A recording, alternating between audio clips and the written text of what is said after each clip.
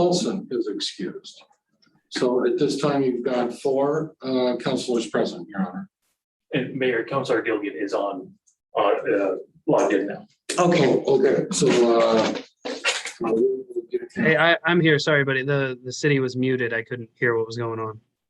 okay. So Leah's here. You have 5 councilors here, Your Honor. Okay, we're ready to go then. The sheriff's report. Hi, how are you tonight? Good, how are you? You have somebody new with you? I do. This is Deputy Vanderberg. He's a reserve with our office. He spends quite a bit of time with me in Lafayette. Was he the gentleman that was up at the Pumpkin Fest with you? Your ride around guy? No, that was Deputy Schmidt, and I had a cadet with me that day. Oh, Actually. that's a cadet, yeah, okay. So I'd like to go over the crime stats from October of 21. Just gonna go down the list here. It's broken down into 3 separate categories. Some of them are 0, so I'm not gonna go over those. There was an aggravated assault. One of those, there were 5 larcenies or thefts, which is a 400% increase from the prior year. So for part 1 total, there was a 200% increase. For part 2, there was the all other categories. There was one disorderly conduct report and 1 vandalism. Part 2 total was down minus 57.14%. And for part 3, which encompasses all other reports and non-reportable, there were 11 other reports and 18 non-reportable offenses. Part 3 total is up 61.11%. So for the more specific call type breakdowns, there were 4 informational type calls, 5 traffic collisions, 35 traffic stops, 2 missing person type calls, 14 VHS, 5 animal nuisances, 9 field investigations, 11 area checks, 16 suspicious, 12 domestic in progress, 14 welfare checks, 12 disturbances, 3 traffic hazards, 5 noise complaints, 7 alarms, 3 RV ordinances, 9 ordinance calls, 17 extra patrols, 12 civil papers, 6 harassments, 2 unwanted situations, 7 details or meetings. The Pumpkin Fest was also considered a detail, which was highly successful. It's a very good time, very good turnout. There were 32 follow-ups done, 6 theft reports, 6 civil complaints, 2 agency assist for another agency, 1 burglary in progress, 1 driving while suspended, 3 custodial interferences, 1 drug violation, 1 unsecured premise, 6 warrant services, 2 reckless drivers, 1 hit and run, 1 suicidal, 3 abandoned vehicles, 1 911 open line hang up type situation, 1 speed racing call, 1 restraining order violation, 1 animal bite, 1 medical assist, 1 fraud, and 1 weapon complaint. Total calls for the month were 276. I broke it down into the calls that the Lafayette contract deputies responded to. Out of that 276 total, 144 of those were responded to by either myself, Deputy Vanderberg, or Deputy Schmidt, or a combination. Some of the calls Deputy Schmidt and I are on together because we do have some overlap. There were 129 calls either responded to or self-initiated by either rural patrol. Probation officers are also in that list. If you look at the breakdown, MAC PD responded, OSP, and detectives. Are there any specific questions I can answer? If any more details I can No, I appreciate the details. That's great. I'm liking what I'm hearing, so thank you very much. I Of course. appreciate you breaking it down to Yeah. our deputies as well. It makes it easier for me too, because when I get the list, that, you know, they're not in any specific order, so it's nice to actually break them down. Yeah, no, I think that's great. I'm loving the details we're getting now, and even more so the last 2 months, we've been getting some additional details, so I Thanks, appreciate it. sir. Thank So you. what's the question that you had about 321 versus 320? Yeah, so my only question was, and you can tell me offline or later on if you're not comfortable telling me now, just when did 321, I think that's Drury, right? When did he stop being a Lafayette deputy? Just so that when I'm slicing my data, I can consider that he was part of the payroll or not. He was a So rural. everything in here for October that he would have responded to, he would have done in a rural capacity. So he's already working rural patrol. So he still will respond to calls to assist with us. but Sure, I he's understand. Primarily assigned here as a contract. Yeah, so my question is, did he leave June 2nd? When was his last day here? Because I have data going back to March or so. And so when I'm slicing that data, I want to include or exclude him depending on when he became a rural deputy as opposed to a I'll have to Lafayette. get back with you on a Okay. specific thing. That's I fine. don't have that. idea. Right, that's fine. And that's the only real minute detail I'm looking for. And I'm not in a rush to get it. That's fine. Okay, Thank you. thank you. All right, the only question I have is that's larceny, is that 400%? What kind of larceny are we talking about It's here? any type- Cars, Any type of houses? stuff. So no, the way this is categorized on the small report where it shows reportable things, there's a separate category for motor vehicle theft and there were 0 for October. So it's anything else. It can just be someone stealing from a store. I don't have any specifics on the. So it's more of a house thing, not a car thing. Sure, it can be anything else. It's not specific to motor vehicle theft because we have our own separate category for that. Okay, that's good. It could be theft from a motor vehicle. There you go. Sure, yeah, it could be from inside of a motor vehicle, but Okay. not the actual vehicle. Now, why aren't there percentages in the second section for the increases? You know, part 2, all other, disorderly conduct, vandalism, don't show percentages. How come that is? Can't really show a percentage from 0 to a 1. Right. Because it's like an infinite percentage increase because it was starting at 0. You're dividing by 0. Okay, so that's why we got a 57% at the bottom, because you have 7 and 3. Mhm. Okay, that's great. Thank you. I did notice on the larceny, although we're up for the month, we do seem to be trending down for the year over last year. So I think that's great. I'm assuming there's kind of ebbs and flows from time to time. So I still think we're.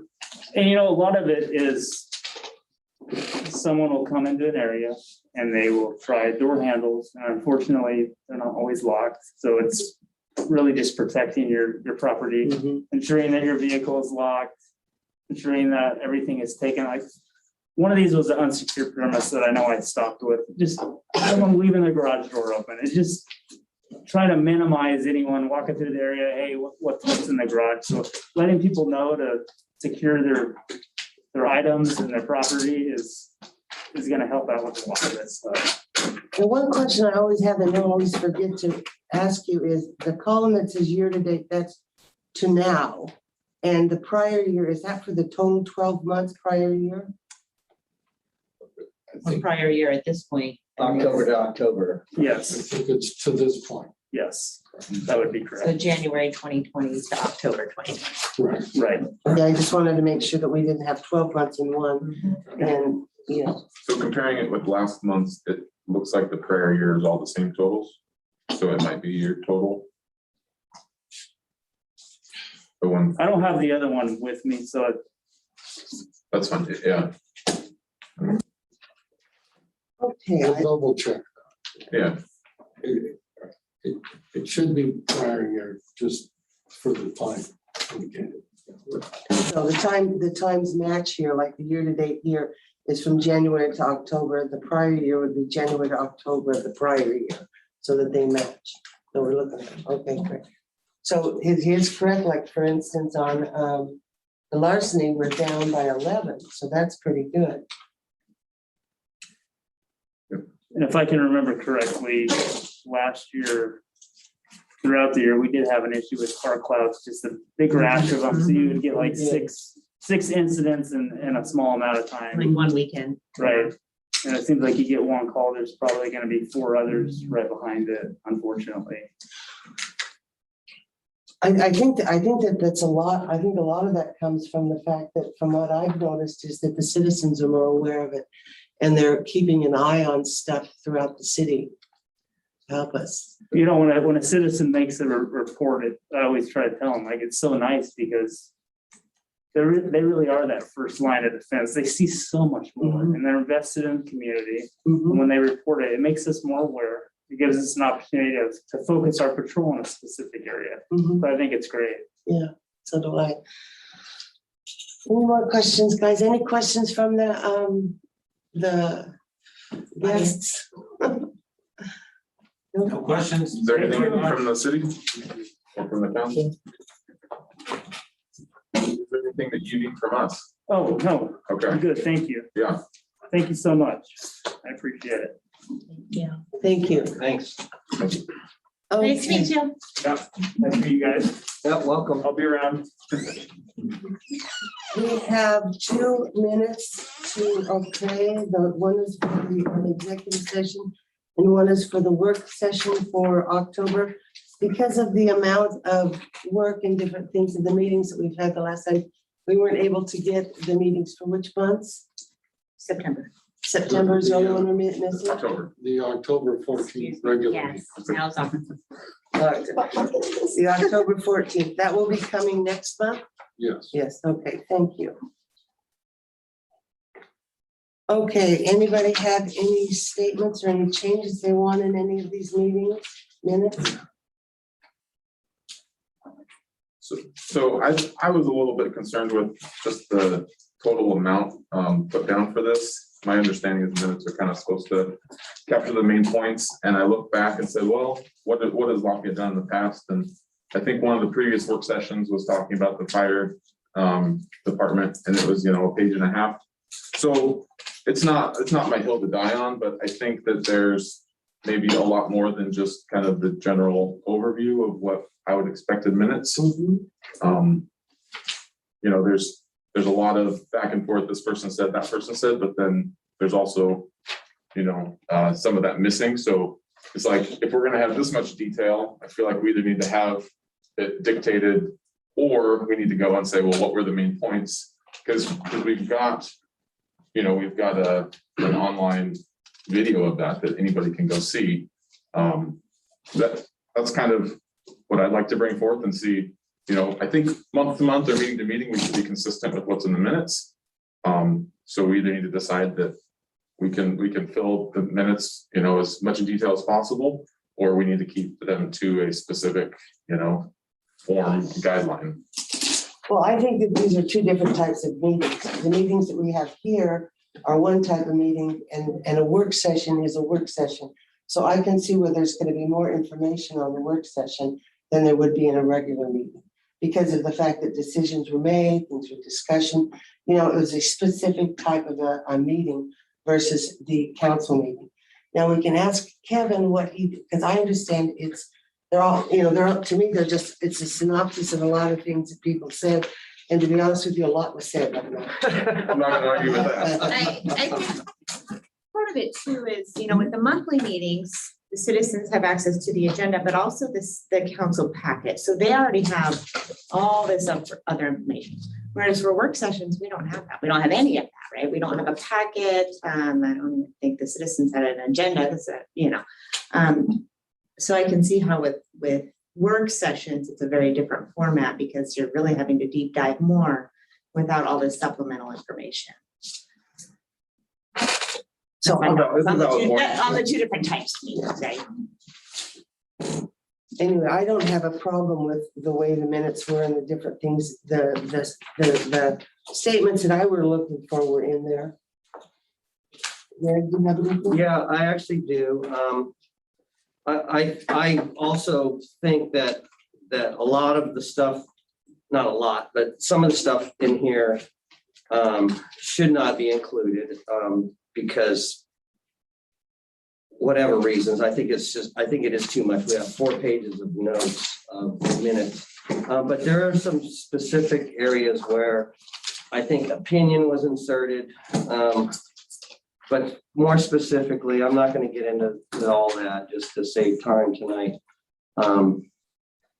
But there was no mention in here about my comments with the issues that I had with the sheriff's annual data. But it did talk about, it mentioned that you said only 7% of the calls happen during these times and that, but it doesn't make mention that I have issues with that data. So maybe at the least we can include that, something along those lines. And that's like at the very end of the meeting. So maybe Kevin can look at that and adjust that.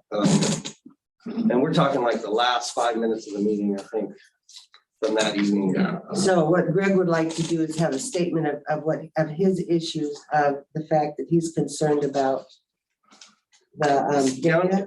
Down here it says Councilor Goulart reiterated his concerns about scheduling when there's no direct coverage. Mayor Sproul noted 7% of the calls are during the times that city staff are assigned deputies and asked why the city would want to expand 30%. So I don't have that data.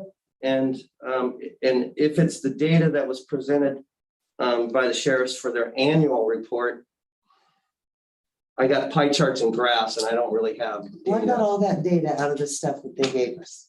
Okay, So well, the question isn't The about the annual actual data, it's about the meeting minutes. So you're saying that and you so I said would like, something? I would like included in here that I still have issues with the sheriff's annual data that they presented. And that's really my only issue in there. Suggest a sentence right there, Greg. It's a number of calls, period, So like Just something like about Greg right Goulart there. responded Right that after he Mer- still has issues. with Right the after sheriff's Mayor annual data. Sproul noted 7%, maybe put it in before it says Councilor Gilgan noted that the shifts are dictated, put my comments in there. Yeah. Or after that, just. Yeah, because you did state that, it's Councilor Goulart expressed a concern regarding the lack of data. in the Annual data, report. annual data. He's concerned. about Yeah, annual- it's just the annual data. The monthly data is awesome. It's getting better and better and it's becoming awesome, right? So I'm really liking the data that we're getting. And like I expressed tonight, Deputy McMahon, breaking it down even further for us. So Does this capture, Greg, what you're saying? That Councilor Goulart expressed a concern over lack of data in the annual report. sheriff's report, yeah. Okay, lack of data in the annual. Actually, YCSO it should be the other way around. The word data annual should be first. You've got it backwards, kind of. Read it. The annual data, the data they presented for the annual presentation, it doesn't matter to me how it says, as long as it's clear that it's just the 12-month data they presented. Councilor Goulart expressed a concern over the lack of data in the annual YCSO report. So, you did state that. Yeah, I don't think I said lack of data, but that's fine. You can He's use that word. concerned about the data that It's exists. just there is none in the available. annual report. There's none Correct, available. they're Right. not for the prior year, right? Right, so, and then I also have, I think it's more of a technicality, section 4, just above that, where it says vehicles parked in the right of way and code revisions. City Attorney Monahan reviewed parking ordinances as they stand. Then he goes into, go down about 3 sentences. He then reviewed this and that. Council and Monahan discussed the way other municipalities are addressing this enforcement problem, but it's actually referring to multiple enforcement problems. So I think that's just, it needs to be changed to these enforcement problems, plural. Yeah, it is multiple issues with cars on the right. Right. These enforcement problems, plural. Got it. And I think that's all I really had. I'm. Counselor Gilligan, did you have anything? We don't forget about it. I know. I Not can't, on I the can't screen. see him. Hey. Not on the screen. Hey, everybody. No, I'm following along. I'm sorry if I'm not very vocal today. A couple of you know I'm pretty violently ill, so I'm participating to the best of my ability here. Yeah, no worries. Thank you. So I did have one correction that needs to be made on page 1. We're about 12 lines up where it says Administrator Polisek continued and stated that another, that needs to be changed to a counselor caused the police to be called to a washer public meeting, end period. The PTA and the threatening behavior were not mentioned in the meeting.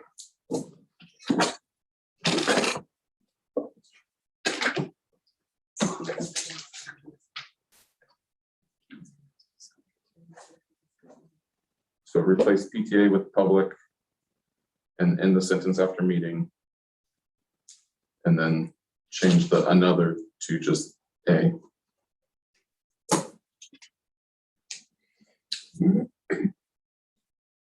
Okay, so how do you want to He did mention restate the that? reason for the call because he talked about the sheriff's. I went back and listened and that's what was said. There was no mention of PTA. It said a public meeting. And Correct. and the rest of that was not said. So just change washer PTA to public meeting. Public and then meeting and and then end change- sentence and and take then- out the rest of that. Right, Yes. And remove the another, because I think that another was having to do with the case after that was stated. okay. Okay, anything else, guys?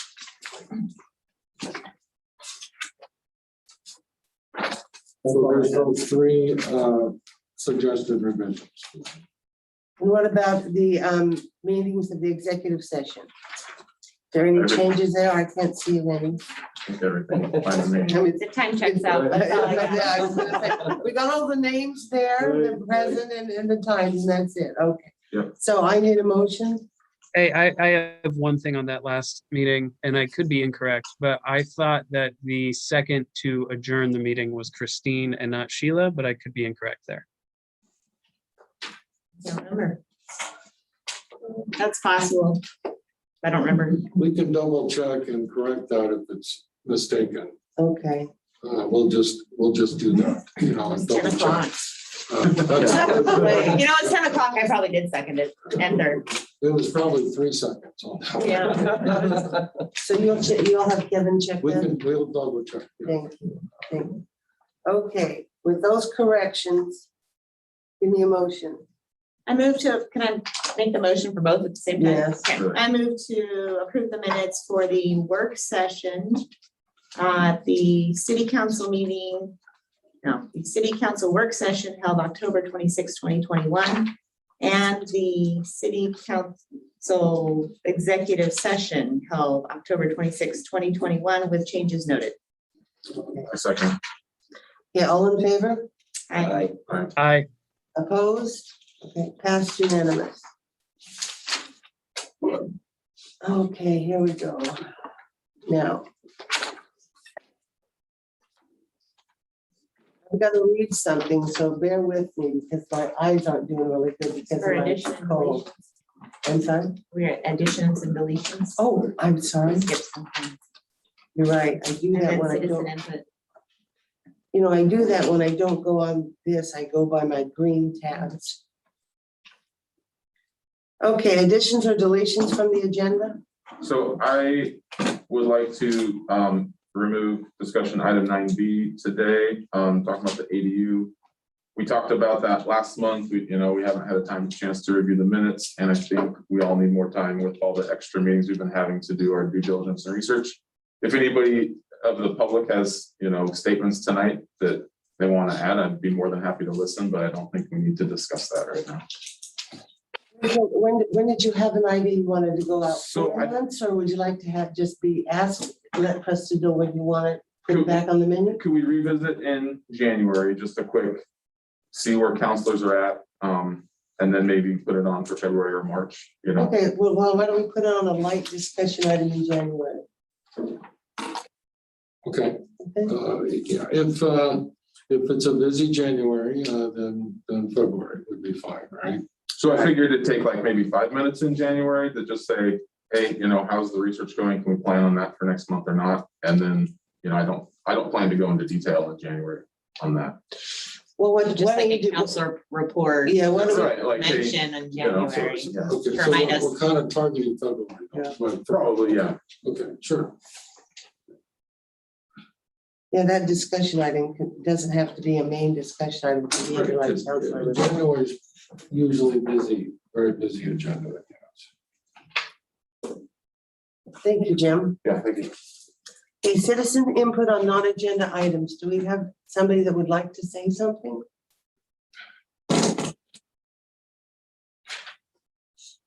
Thank you very much.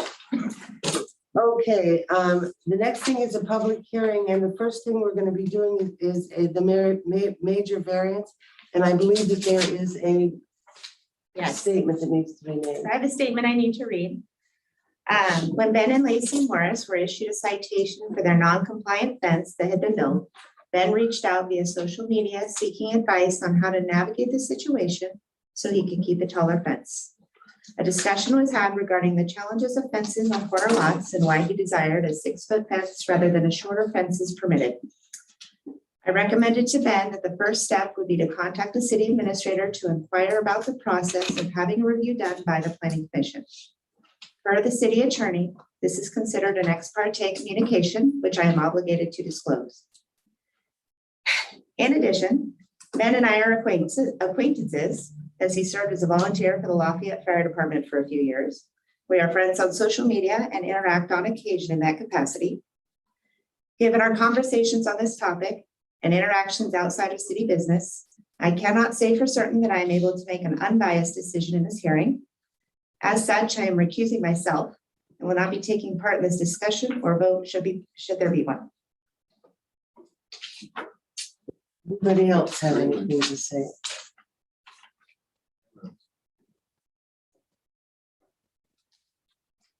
Okay, then we will continue on. Thank you, Christine. Okay, so the first thing is, good evening. My name is Marie Sproul. I'm the mayor of Lafayette, and I will be presiding over the hearing. The public hearing is now open. This is the time and place set for the public hearing on the matter of the applicant's appeal of the Planning Commission's approval case number BAR 2021-01, which is an application to allow a 6-foot fence on the property line along a side yard adjacent to a street where the maximum allowed height is 3.5 feet at 280 East 6th. Oregon land use law requires several items to be read into the record at the beginning of each public hearing. The city planner will read the material. Your patience is appreciated as the statements are read. Jim Jacks. Thank you, Madam Mayor.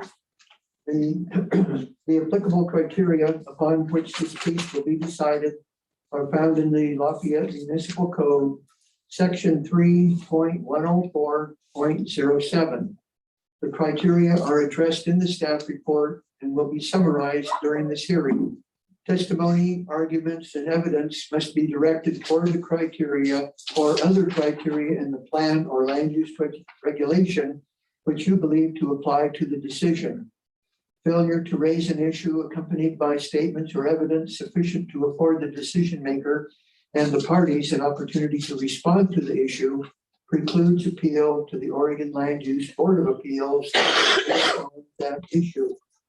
Failure of the applicant to raise constitutional or other issues relating to proposed conditions of approval with sufficient specificity to allow the decision makers to respond to the issue precludes an action for damages in circuit court. For all the parties that are attending via Zoom, please use the Zoom system to testify. The hearing will proceed with a staff report, followed by the applicant, those in support, those opposed, and those who are neither for or against. The counselors or staff may question the applicant and testifiers. The applicant will be given an opportunity to rebut the testimony or evidence. Thank you. For counselors, which we've already done, are there any declarations of ex parte contact bias or conflict of interest by any members of the council? Which has already been done. We jumped the gun a little bit Sorry. there. That's okay. For the parties, are there objections to the are there objections to the notice that was sent in this case? No. Are there objections to any of the counselors hearing this case? No. No. We are now ready for the staff report. Again, thank you, Madam Mayor. So the staff report is about not just the variance, but more to the point, the planning commission approved the variance, but not to the level that the applicant requested. So even though it's an approval, the applicant is appealing. And we'll make sure you understand what those differences are. So the first item, first paragraph in the staff report is the applicant requests a major variance to allow a fence in a side yard adjacent to a street. That means a corner lot. They would like their fence to be 6 feet tall when it is limited to no more than 3.5 feet. So on page 3 is an air photo with the property shown. And there is a green line where the applicant requested their fence to be. And then on the next page is basically the same air photo. And the green line is still there showing where they would like the fence to be. And then there's black dots showing what the planning commission approved. And so you can see the area enclosed by the fence is smaller than was requested. And the reason the planning commission picked the black dot location is because that's where the original fence was. That's where the original fence was when the applicants bought the property. And it was being, kind of run down, so they thought they would replace it. And they wanted to replace it so it would enclose a larger area, the area shown by the green line. And the planning commission did not agree with that and approved the location of the original fence, which is the black dots. So then back to page 1, second paragraph. The planning commission order approved a 6-foot high fence in the side yard adjacent to North Adams Street, as that was the same location as the original fence when the Morrises purchased the property. So I'm not going to go into great detail on this because what we've already covered in these first couple of minutes is the gist of the appeal. So moving on to the bottom of page, the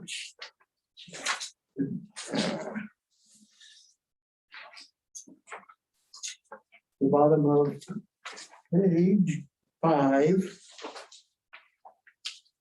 That's where the findings for the nature variance criteria are addressed. And so the initial part is some eligibility criteria, and the applicant met all that, and the planning commission had no problem with that. Then at the bottom of page 6 are the actual criteria for a major variance. And the first one, A, at the bottom of page 6 is, and This goes on for kind of a run-on sentence, but I'll highlight the important part here. The criteria is that there's exceptional or extraordinary circumstances that apply to the property, which do not apply generally to other properties in the same zone or vicinity, and result from lot size or shape or legally existing prior to the date of this ordinance, or topography, and this is the important part, or other circumstances over which the applicant has no control. And then the finding is that the planning commission, and I guess I should have you move on to page 7. In the middle is what the planning commission found. The paragraph just above criterion B, the commission found the original fence was an other circumstance over which the applicant had no control. And the original fence is important because when they bought the property, they assumed whatever was there was okay, it was legal. Well, it turns out that original fence was on the east side property line adjacent to a street, and it was 6 feet high. But the code only allowed it to be 3.5 feet high. So it was not a legal fence. They didn't know it was not legal. And so when they got to the point now of wanting to repair that fence that was falling down, they said, well, we'll just do what was there before, and we'll run it a little farther south on Adams Street, and then come over to the southeast corner of the house.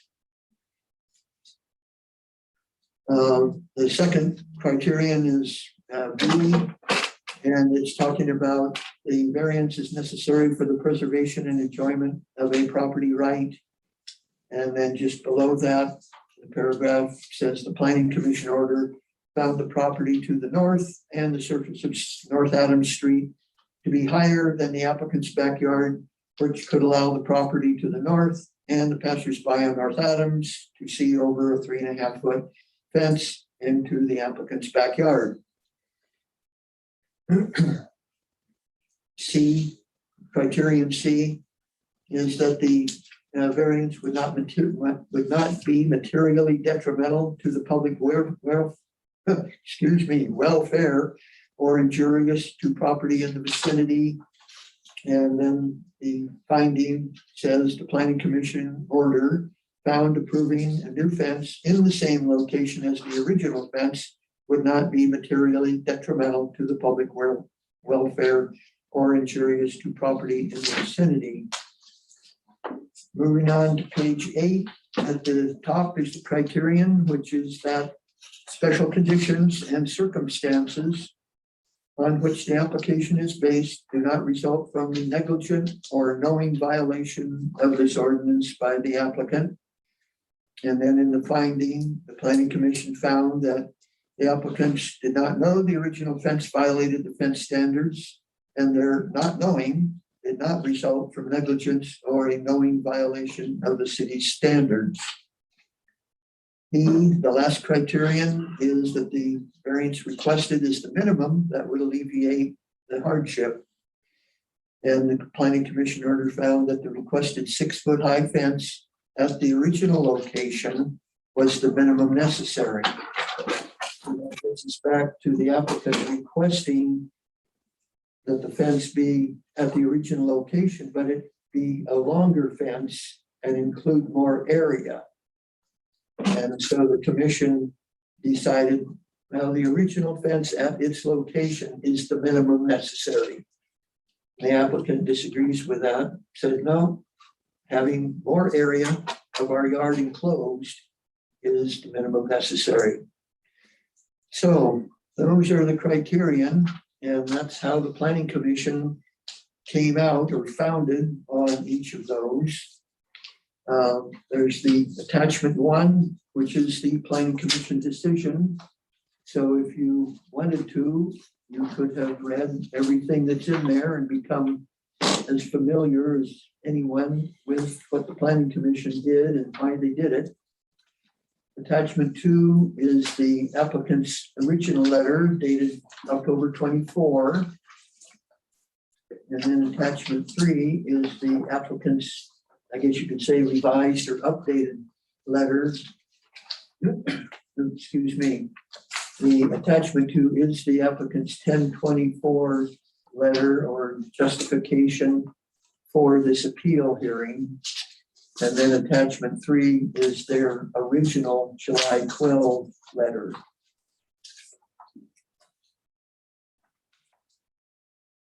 So at the bottom of page 8 is the usual council options.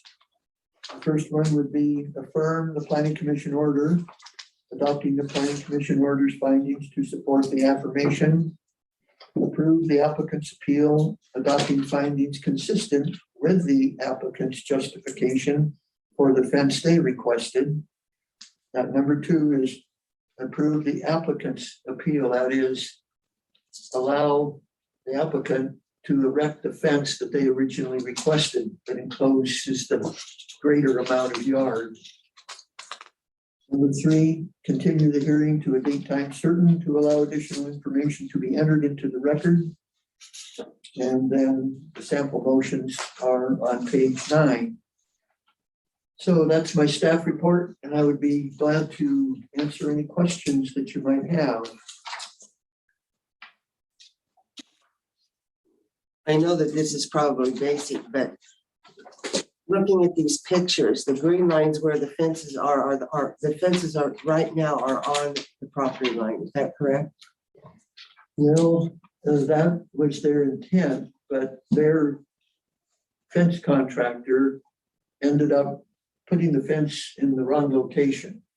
And so the fence, if you're looking at their photo on page 3, and it shows the green line, showing what the applicant is requesting. The fence is actually, I don't know, 10 or 15 feet to the east or to the right. It's just flat out in the wrong place. It's out there in the right of way. So They know that, and so they know they're gonna have to bring it back to the property line. It's just a matter of whether or not, when the fence gets brought back, will it be at the location approved by the planning commission, or would it be at a location that they hope the council will approve tonight? now the rules, as far as I know, is that by the side of the house, it can only be 3.5 feet high, right? Yes, Okay. in that east side yard between the house and Adams Street, any fence in there is limited to 3.5 feet. And does that fence have to be moved in 10 feet from the property line, or can it be right on the property line? Well, yeah, I should clarify that at the property line and then coming back into the property 10 feet is the area where the fence is limited to only 3.5 feet. So if they came back in 10 feet, then the fence could be 6 feet high, but then that would be a pretty small area enclosed along the side of their house. Yeah, there isn't much. How many feet is there between the house and the property line? I don't know. Guys have any questions? I have a question.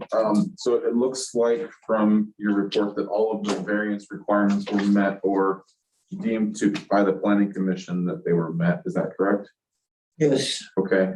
Now, typically, are those requirements just like you have to meet the requirements before you can have consideration, or those requirements are intended to guide the decision of the planning commission?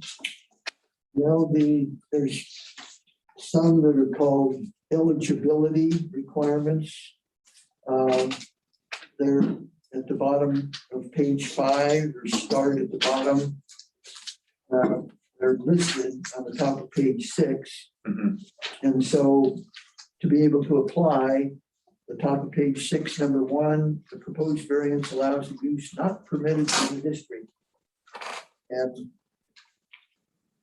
So in this case, the fence is allowed, so number 1 is not applicable.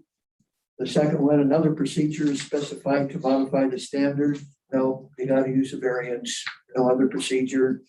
Modification of the requirement or standard is prohibited. No, the R2 or R1 district does not prohibit the modification of the requirement or standard.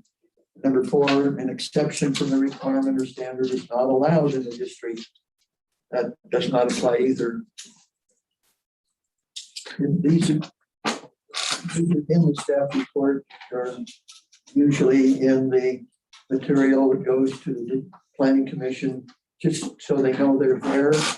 If someone were to contact the city or me and say, I want a variance to do X, and the proposed variance allowed a use not permitted in the district, I would just tell them, no, you can't do it because you're not eligible. Don't even try. It's a waste of your time. Okay, so to understand, on page 6, the 1 through 4 at the top, those are the eligibility requirements. Those were all met. And then what you went into at bottom of page 6, page 7, and page 8, that A through E, those are the conditions or Those are the approval criteria. the approval criteria. So those are intended to guide a decision for approval or Yep. dismissal. They are the criteria. And those were all approved as well, is what I was seeing. Is that? Planning commission found that they were met. Although when we get to the last one about the variance requested being the minimum, the commission disagreed and said, no, we think the minimum is where the original fence was located, shown by those black dots. And the applicant is requesting that the fence be farther south along the east property line, enclosing more of their yard. There, the applicant is contending that where they want the fence is the minimum.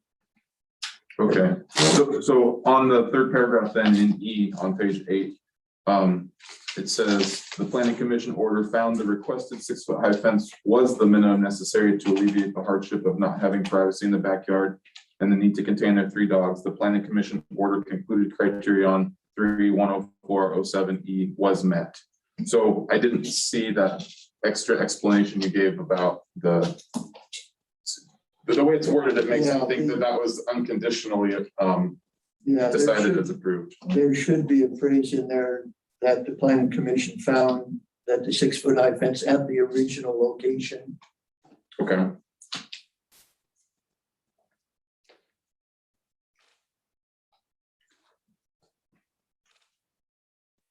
Do you have something? I felt like I started to cut you off. No, just to be clear, it looks like basically they just want the fence to come up to the front of the house instead of the old existing back of the house, right at that corner. And move it in, of course, off the right of way, but I think that's, I was just trying to get that clarification, but I think that's what I'm seeing here. Thanks, Jim. Are there any visibility issues based on Lafayette code that this would cause by allowing it to be at the requested location? No. For example, the vision clearance triangle at the corner of Adams and 6th would not be affected by this.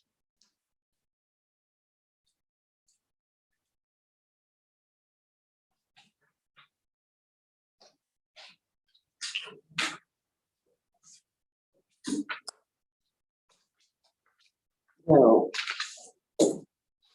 Is the applicant able to speak in this meeting?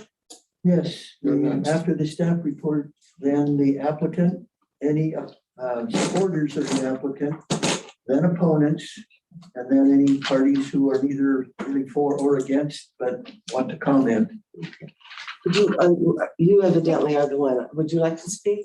Did Lee have anything to say about the staff report? Actually, they're supposed to speak first. Oh, before we ask questions of the staff report? Yeah. I won't pretend to know. That was my fault. Okay. It was my fault. Okay, hi, I'm Lacey Morris. I live at 280 East 6th Street. The request for the variance is, although it was partially approved at the last meeting, it was approved to put the 6-foot fence back where it was. And if we wanted to extend along the east wall of our house, it would have to be the 3.5 feet. There's a couple of reasons that we're requesting the 6-foot instead is, one, we have 4 large dogs. they could easily jump a 3.5-foot fence. They're not aggressive, they're not vicious, they're happy, they want to meet people. And they like to explore. So we don't want that. We want them to be kept in their safe yard. Just away from people that they don't know, just in case, I'd rather be protective of our animals than have to deal with anything if they got out. So that is, our biggest thing.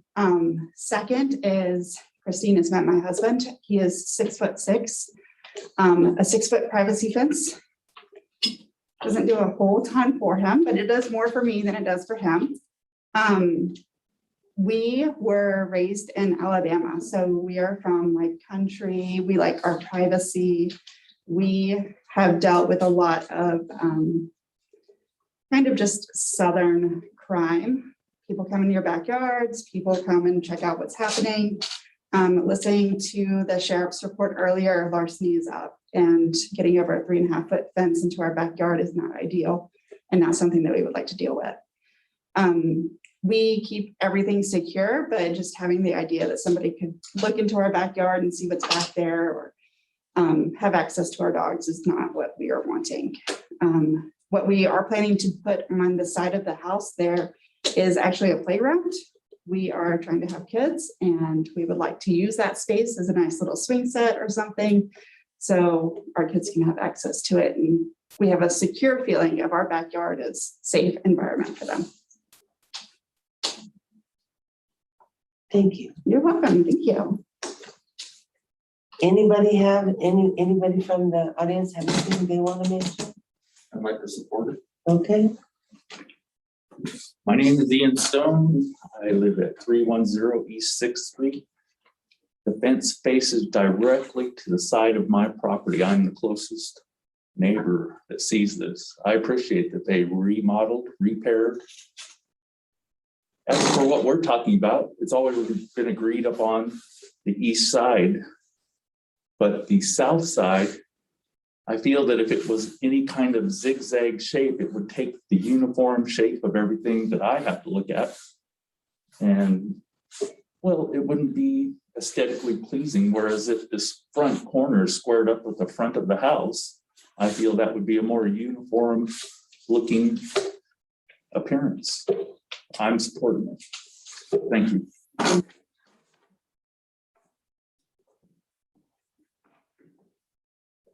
Kevin Packard, from 696 Adams Street. I'm just here to get on record that I support with the fences. Thank you.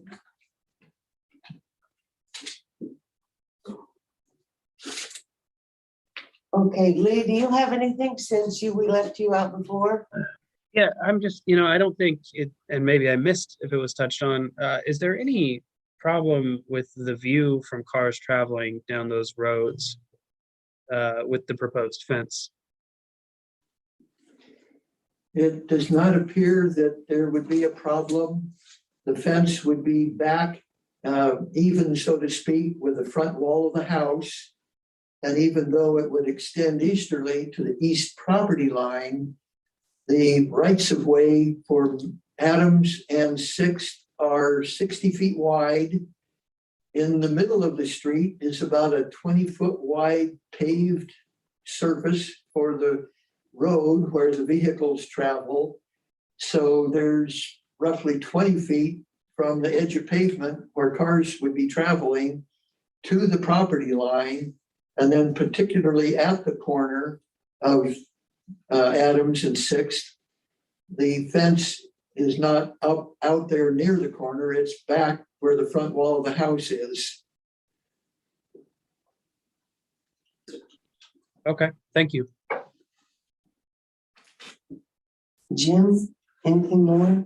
Yeah, Jim, can you speak to the intent of the fence requirement that they're asking for a variance from? Is it typically a safety issue? Is it an aesthetics issue? Well, I don't know exactly why, because the fence standards that the city has are very similar to many city development codes. One of the things that I've heard expressed is that if you have on these side, well, let's do the front yard first. the entire front yard is limited to 3.5 feet. The idea being there, for that being that way is, I think, a traditional thing where you have the good old American single-family dwelling with a white picket fence in front, and it's about whatever, 3 or 4 feet high. And you can see into the front yard. That's where people would have, exhibit the pride they have in their home and all those kinds of things that go with home ownership. On a corner lot where you have this extra front yard, or as it's referred to, side yard adjacent to a street, that then is similar because it's along a street, but it's different because it's not the front yard. And so the concern is if you allow 6-foot fences on those situations, then it kind of gives this character of, oh, we're boxed in and you can't really see anything except these 6-foot high fences or walls or whatever they might be. And I guess that is primarily an aesthetic issue, not necessarily, I think, related to safety, although certainly someone could say, as the applicant has said tonight, if they have a 3.5-foot high fence, somebody could hop over that real easy and just meander around in the yard in the middle of the night. Although with the dogs, they might not want to do that. But for the general situation, if it's only a 3.5-foot high fence, then people can hop over and get in there. Well, if you have a 6-foot high fence on the side yard adjacent to a street, and then a 3.5-foot fence in front, well, they can hop over the 3.5-foot high fence in front, walk around to the side and get in the back and do whatever. But, that's something that you folks can resolve as to however you think that would play out in this situation. But the pictures and stuff show me that fence in the back, the 6-foot fence, is completely enclosed because it goes from, at the back of the house, it goes from the property line to the house. Right. So if they put a 3.5-foot fence around the others, they're still not going to be able to get in to get their dogs or their backyard or anything like That's that. true for this specific case. Right. The question was generally, why do you have a 3.5-foot height? Right. High limit? And so my comment about hopping over the front fence to get around in the back was in that context. But definitely, as you say, with this one, the 6-foot high fence would be along the front wall of the house out to the east property line. On the back wall, And then, the back wall of the house. well, what they're asking is. I know, but what I'm saying is now. No. Well, right now, the fence is to the southeast corner, the front corner of the house. What I'm saying, Yeah, what they're wanting is a 6-foot high fence, and then that would not be an easy thing to just hop over. but what I'm saying is with the variance that the planning commission okayed, there is a section between the property line and the back of the house. So their backyard is fenced off. Yes. The fence, they haven't, I don't believe they've moved the fence. Yeah, so the fence, the green line is the existing No, fence. I understand that, but what I'm saying here is this is with the Yeah, that was variance. the original. No, the dots are the variance too, That's also the The original. dots was the original fence. and it's also the variance. That's what the planning commission approved that. Right, that's But what the I'm saying. existing fence now goes all the way up here. Yeah, I know that. I'm aware of that, but what I'm saying is that the variance that was approved by the planning commission shows that that backyard is completely enclosed. Right. Okay. Yeah. I'm sorry. Go ahead. Yes. Travis Johnson, 1002 Market Street. Can I first ask a question? Okay, I am curious. Did notices go out to all of the neighbors in this intersection around there? On this? It went to owners of property within 100 feet. Okay. Fair enough. So I'm just lending, I don't know the applicant, but I know this area very well, live in the general vicinity, and I would like to lend my support to the applicants to do their fence. I am very familiar with this neighborhood and the crime and the graffiti that has occurred from Bridge and 13th coming around to Perkins, because this is 6th and Adams, I would certainly support having the homeowner have as much fence as possible for the reasons that they stated. So I would support this. Thank you. I did have a couple of follow-up questions to that one, Jim. So you said it was mostly aesthetic, but it's hard to tell exactly based because it's kind of commonly adopted. So what I got was you don't want a bunch of tall walls right next to a sidewalk where people are walking. Is that what I'm understanding? Well, it's not just for the sidewalk. Of course, in this case, there is no sidewalk, Right. but when you have a street and it's lined with 6-foot high fences, it gives you that corridor effect that is enclosed by fences. Okay. And one of the livability aspects of a community is to not have people walking or driving feeling like they're in a corridor.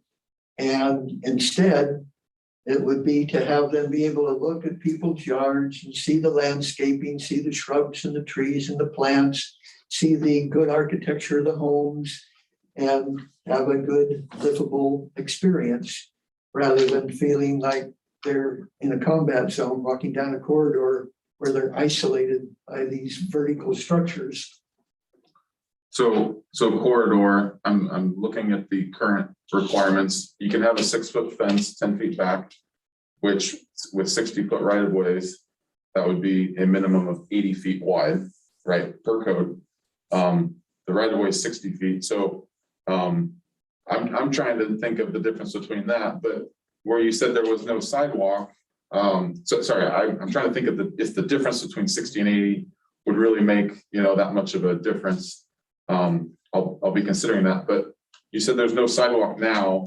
It's my understanding that the way the current sidewalk plan is that those are not being built right up to the edge of the right of way. Is that correct? There's some kind of a buffer between the right of way and where the new sidewalks are going in? Well, there's different designs, if you will, of streets. In some cities, local residential streets are a certain width of the right of way. And then 2 basic options. The sidewalk is right out there by the edge of the right of way. And then there's a street tree planting strip.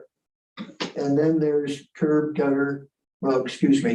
street tree planting strip. Pardon me. The sidewalk out at the edge. And then the curb gutter and travel lanes. The other option is to not have the sidewalk at the outside, but to have it next to the curb and gutter. And it seems in most small cities, you have the travel lanes, curb and gutter, and right next to it is the sidewalk. Places that have a greater sensibility for aesthetics, they put a planting strip, a street tree planting strip between the curb and gutter and the sidewalk that separates the pedestrian, bicycle, baby buggy people from being so close to the curb and gutter. And it also provides a place for street trees to be planted. And the research shows that people enjoy, or I guess their bodies tend to like looking at trees. Research has been done when you're looking at a park that has trees in it, people's blood pressure goes a little lower, heart rate goes a little lower, galvanic skin response is not as great. It's just soothing to people to have trees. And so some cities actually require their local residential streets as well as their collectors and arterials to have these street tree planting strips. And as development occurs, they require the street trees be planted.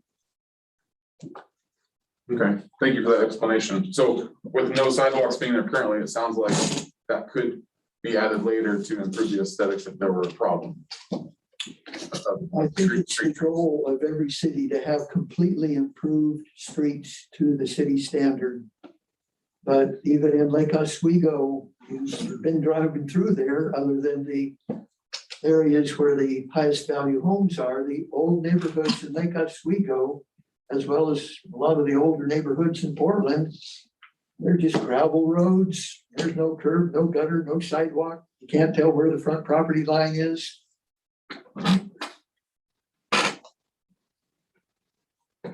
Thank you for your explanation. I appreciate it. Graham, do you have anything? The only one question I have is that if the variance that they want is granted, what does it do to the next time somebody, the next house? Does that allow the next house to do the same thing, or they have to go through this process again? Does it restrict us from our original criteria? No, each application is a separate, unique set of facts. And certainly, if this one is approved and then the people directly across the street come in and request the same thing, then even though it's a separate property, not in the same location, and some of the facts might be a little different, then yeah, still the differences aren't that great. And so the planning commission might be thinking, well, this set of facts is what it is, and not that they are trying to look back to their previous decision, but they would look at how these facts match up with the criteria. And, I guess the other end of the spectrum is if the council tonight were to approve what the applicant is asking for, and if you felt strongly about it, you could direct staff to consider or even to start a code amendment to change the city's fence regulations. Okay, I just wanted to make sure that, because if this was okay, we wouldn't be on the hook the next time unless the criteria was close or something. Okay. And just as kind of a reality check on that, sometimes, even though the set of facts are similar, the people in one case do a very good job of writing up justification. And in the other set of facts, the applicant just didn't quite do a very good job. They weren't able to write a coherent explanation of why they want what they're asking for. So there's a lot of variables that go into these land use applications and the resultant decisions.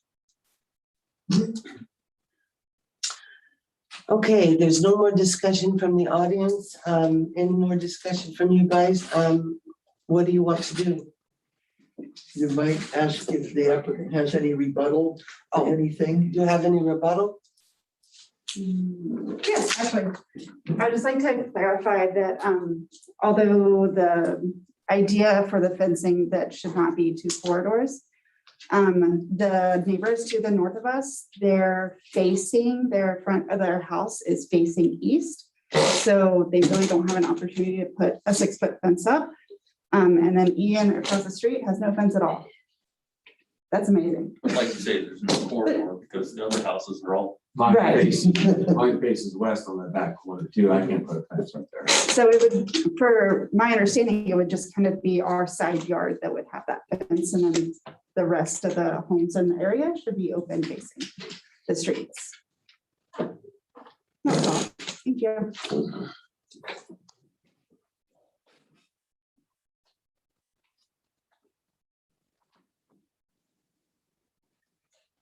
You guys are the voting members. You need to tell me what's going on. Well, I can, I might just mention that if you've heard all the information and you have no further questions, then you could close the hearing. Okay. And then go into your deliberation. Although if you're thinking just because of the nature of the application, during your deliberation, you might think of some other questions that would pop up. And then you'd ask the applicant or myself, and what we would enter into the record is new information. Then you want to keep the hearing open. Okay, so I can do what I was going to do in the first place. Well- Keep the hearing open. You can do that, but typically decision-making bodies come to a point where they put an end to the new information, close the hearing, they go into deliberation. And then if they find they really need or want more information, they reopen the hearing, have that come in.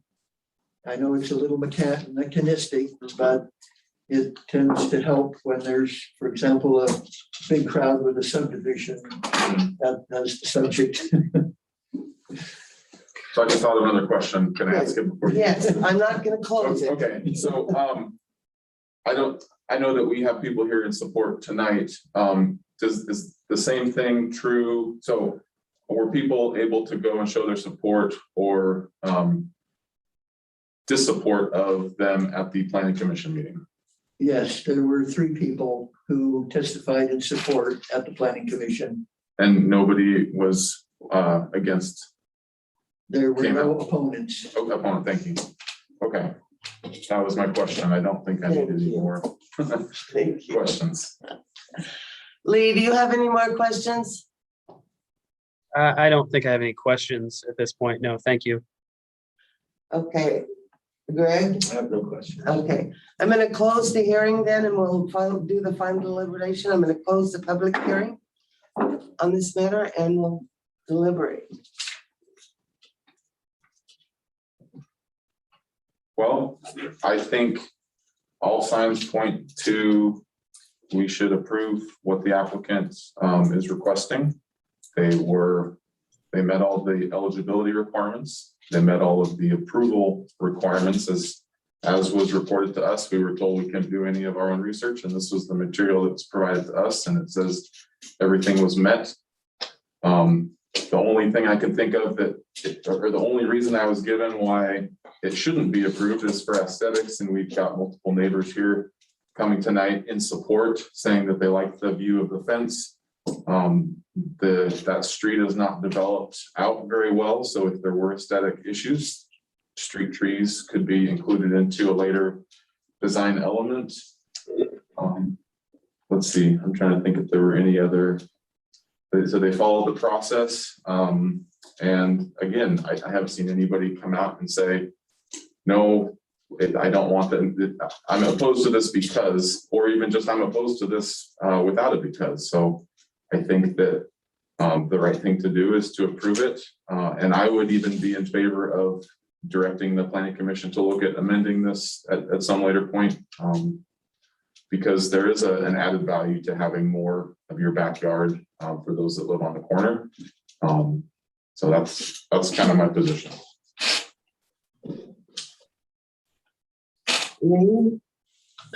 Yeah, so I want to approve this.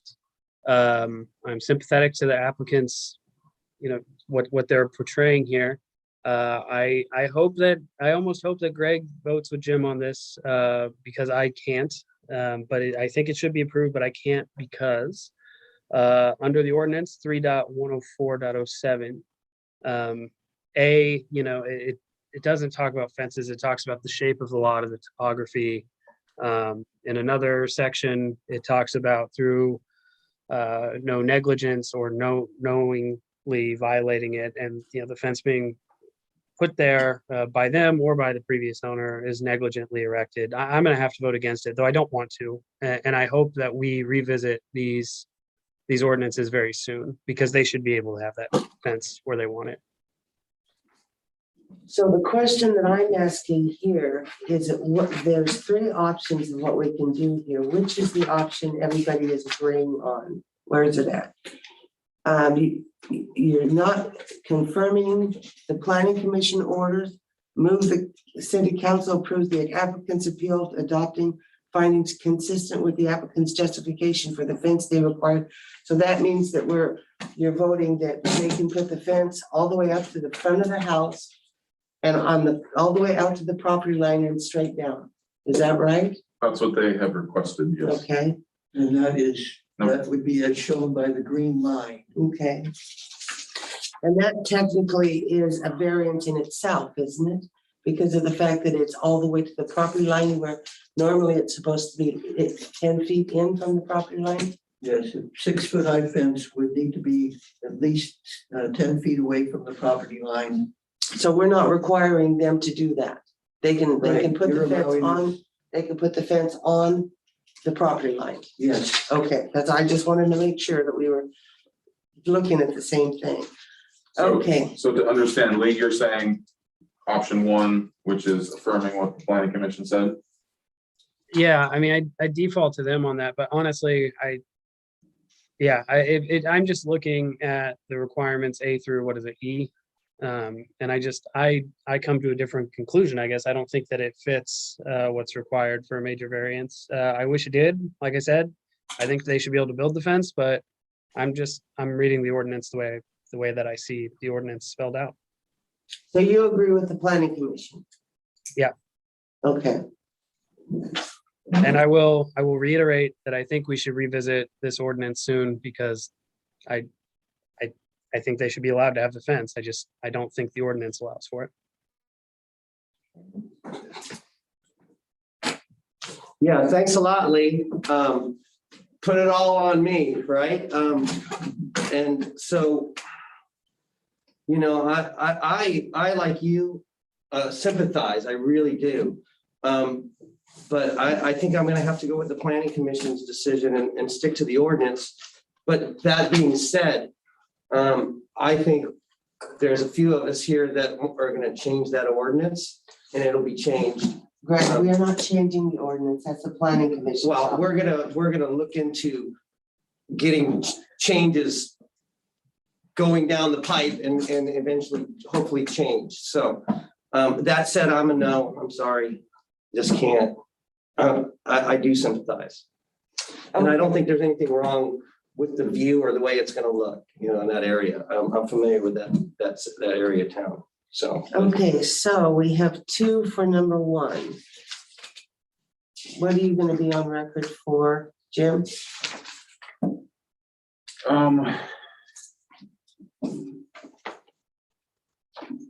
Is this a vote or what's the, We're still talking, though. There's been no motion. okay. I mean, again, I believe that the way that information was presented to us and shown that the planning commission found that the criteria E was met. You know, that's, I wasn't provided with, or maybe I was the 310407 in here? it's in the staff report, it's also in the planning commission order. What page is, one Well, of the staff report for tonight, page 8, okay, middle of the page is E. The variance requested is the minimum variance, which would alleviate the hardship. And the planning commission felt that the minimum would be having the fence where it was originally, the black dots. okay, see, and that's not what's on the paper here Right. presented. Yeah, I And that's, indicated that. and that's what I'm going by, right? So this is the information that's in front of me. And I say, if they say that it was met, you know, I don't want to send citizens the view that, hey, we've got these variances you can apply for and pay a bunch of money. You can be eligible for them. You can qualify, meet all the qualifications that the planning commission says, and then still be denied. So I'm gonna have to stick with, I think that we should approve this. And that's not quite right. Yeah, I earlier tonight indicated that that was incorrect and it should have said at the original location. And the planning commission, that's what they talked about and that's what they approved. Right. And I'm saying what's in front of me Is wrong. is I'm wrong, correcting but it that's what tonight. that's what I have to go by. Well, I'm correcting it tonight. So if you go by the correction, then that would be the proper thing to do rather than to go with an erroneous written statement that is tonight being corrected. Okay, Yeah, it's the planning commission's decision that meets the criteria. I mean, that's what Jim Jones is trying to clarify. Yeah, and if you believe that the planning commission was erroneous in believing that the minimum necessary is the location of the original fence, then that's okay, because you're the city council and you're reviewing what the planning commission did. If you believe that the minimum necessary is what the applicant is requesting, then that's what you would want to support. okay. So we're a quasi judicial position right now, right? Right. Are we supposed to judge on these 5 criteria that I asked earlier? Is this what should guide us? And I feel like I didn't get a straight answer that we should only be considering whether these were met or not. Because, you know, the people that showed up and said I support, I'm gonna listen to them and I'm not gonna just listen to them, but their feedback has a lot of impact in my thinking. The fact that nobody has come at the planning commission or here and said, I can't support this and this is why, it also speaks to it. So where we have got, you know, four of the requirements that they do meet it for sure, and the other one is, you know, questionable, and I'll accept that you're saying that it's changed, but again, that's kind of hard to measure the minimum amount. So I have to kind of fill in those blanks with what I'm hearing tonight in support or opposition.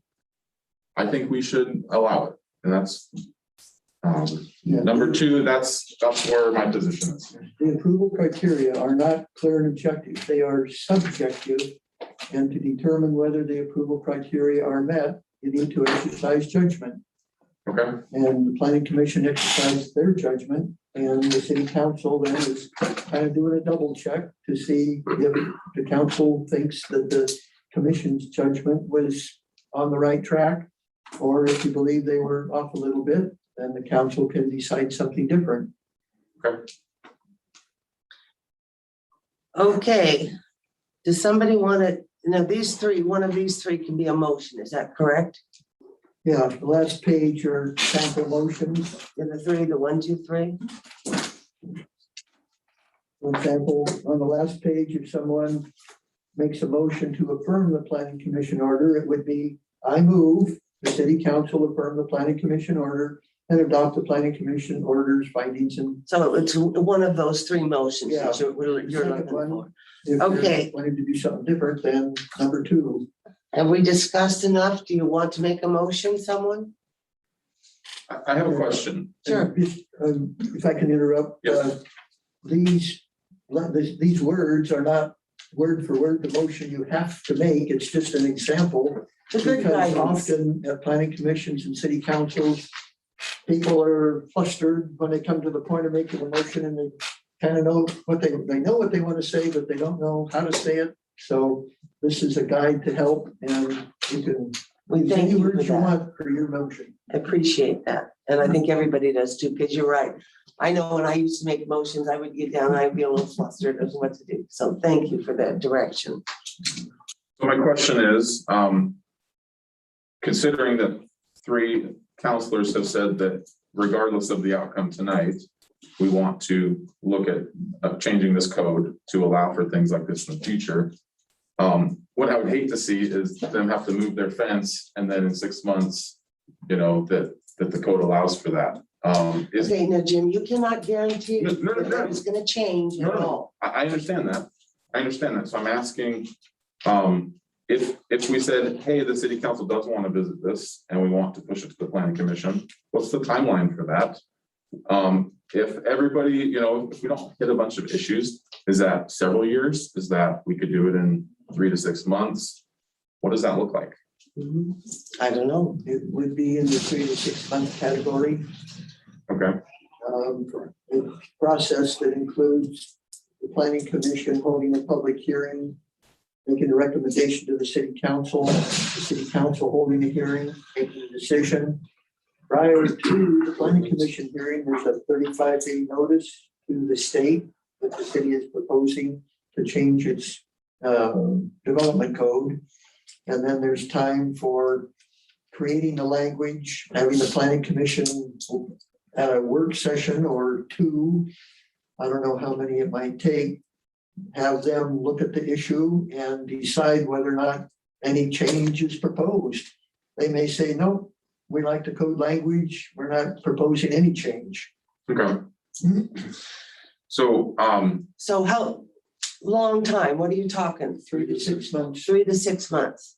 Okay, I'd say closer easily to 6 months. Because it's an ordinance. So I know the fence has been, you directed that they didn't have to move it until we came to a conclusion. I think that was wise, so they're not moving it multiple times. Now we're into the rainy season. It's miserable to do that. What, if this doesn't pass, which it looks like maybe will be the case, what's the timeline for enforcing that they move it? Giving them a reasonable time to relocate the fence. Okay, so we can give them a reasonable time to relocate it Yes. once the weather is nice or something like that. Why does the weather have to play so much into it? I'm just asking. Well, Because it's a personal consideration. You never built the fence. Exactly. We never poured concrete in the middle of winter. So what are you gonna direct the code enforcement officer for enforcement or allowing? I'm trying to understand that. yeah, well, I'm not sure. I'd have to think about it. You might consider that during all months of the year, there is construction of all sorts going on, whether it's fences or houses or commercial buildings or industrial buildings or road work. There's construction all during the year. I've built fences in the wintertime. And this type of fence, I'm not sure, but typically your 4x4 wood posts are not set in concrete. You dig a hole and it's easier to dig in the wintertime when the ground's soft than in the summertime when it's hard. And you put the post in and then You don't tap the set your dirt down. posts in. Code is 2 feet of concrete. I was gonna say. 2 feet of concrete in this case. You know how many fences I replaced this last year because they didn't set them in concrete? So my concern is that this issue has dragged on through all of the good weather months, and now we are coming to a conclusion where they have to move the fence. And I mean, it's been downpouring for the last week. Again, weather shouldn't be the only consideration, but we should consider that. And the winter months are not the easiest to get contractors out, or if they're doing it themselves. So I want to be fair by that as well. If that's the conclusion of the commission or the council, then that's the conclusion of the council. Yeah, it's To allow them, Both sides, I'm not here to support or oppose. I'm here to help the council make a decision. And when you're talking about how to address the issue of, do we make them move the fence now or can they hold off for a while? Then it's my obligation to say, there's all kinds of construction that happens every month of the year, even in freezing weather. And so I don't want it to be all one-sided, that you can't do anything in the wintertime. Let's wait until April or May and then have them move it. It sounds like one of the options is we can make a motion to push this hearing till July next year. In case new information, allowing new additional information, which might be an ordinance change 6 months from now.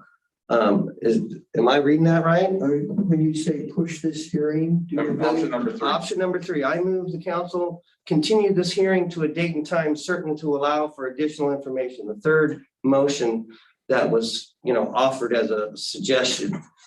So We're I'm getting, reading that as, we're, push this till June or July, and maybe by then we've taken initiative and ordinancers are going through the motions of getting changed or updated, or code rather. Yeah, that is a standard kind of thing that can happen in most cases.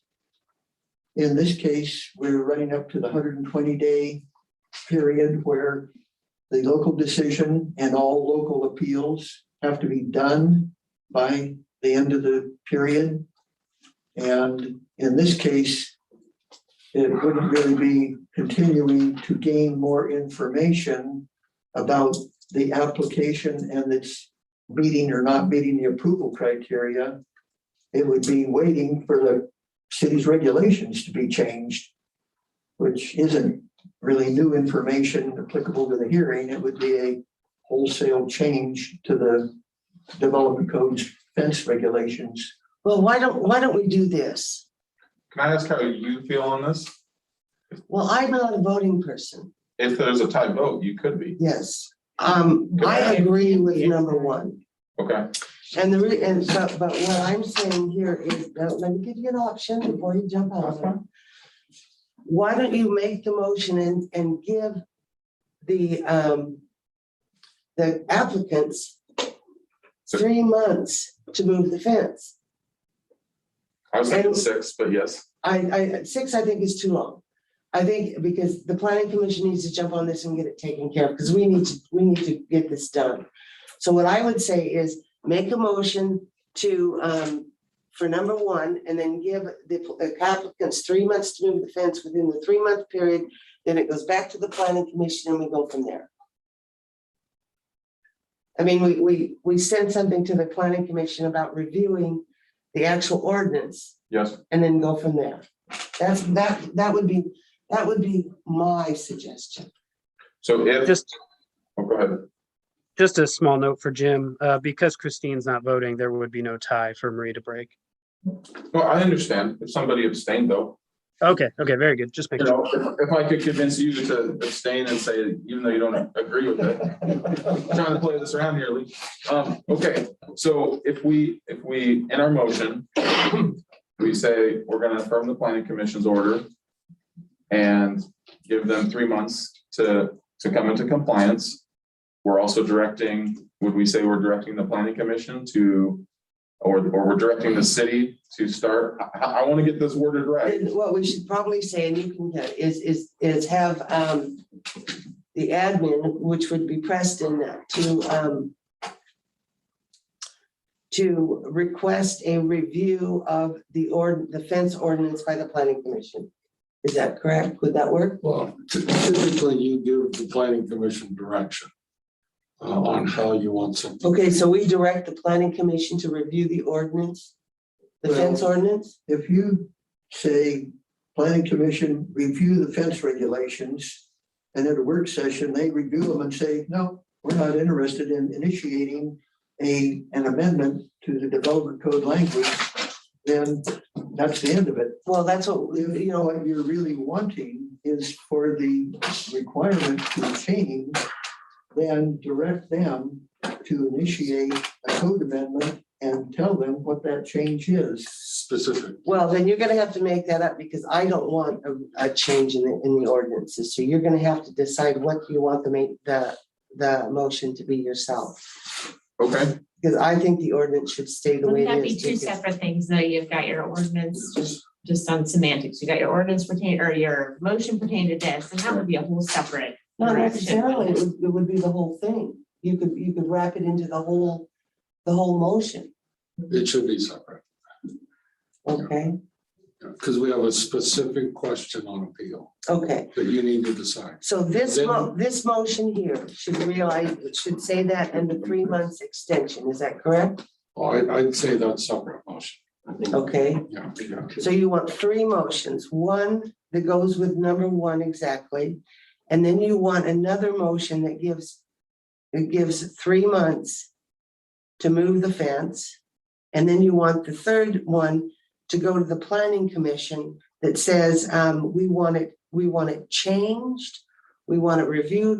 How do you want it written?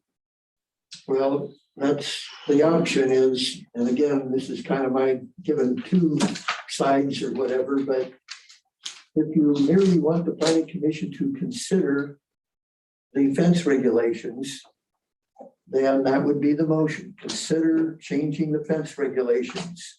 That would not give them any guidance as to what to do. That would be up to them. And so in a work session, the planning commission would say, staff, you've given us a great staff report. You've suggested a bunch of things that could be done and related back to the city council hearing in November. Please look at this specific issue about the height of fences in a side yard adjacent to a street. And so then the commission says, okay, great. Our opinion is no change is needed. End of story. Move on to the next planning commission issue. So- On the other hand, if you really want a fence 6 feet high to be allowed in a side yard adjacent to a street out to the property line, then give the county commission that direction. Let them know what you're thinking so that they, in effect, can't merely address it at a work session and decide to take no action. Now you remember that with this request in that direction, that you're changing the code for everyone. That means every corner lot can have, without a variance, can have a 6-foot fence all the way out to the property line. Now, is that what you want?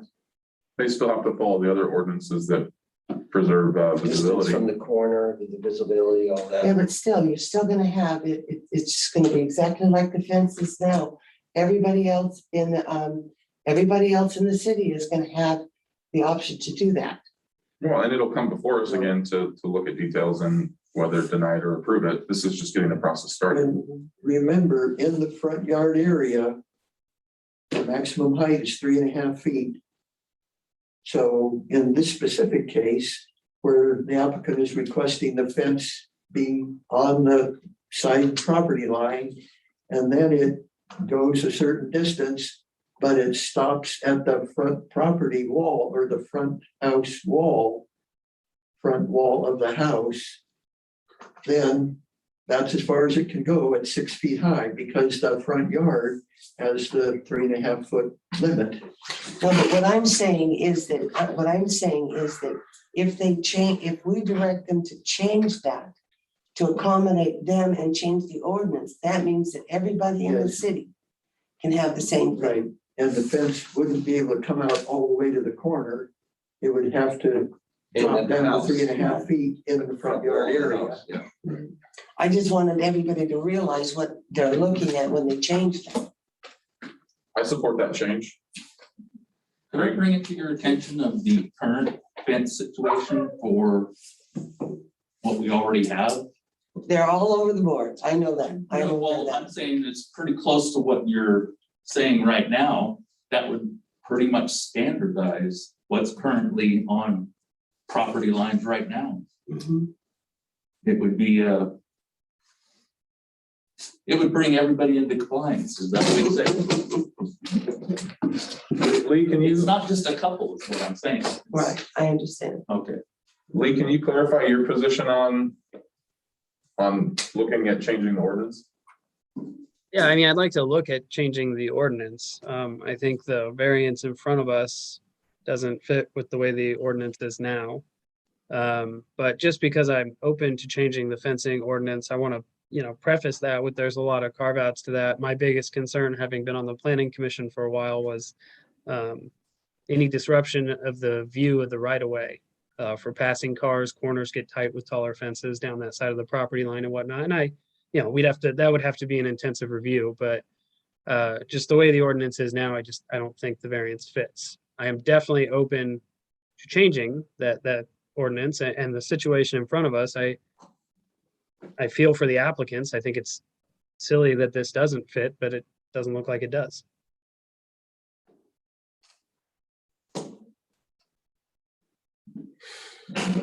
So Christine is able to talk to this point because it's not related to the appeal at hand, just overall?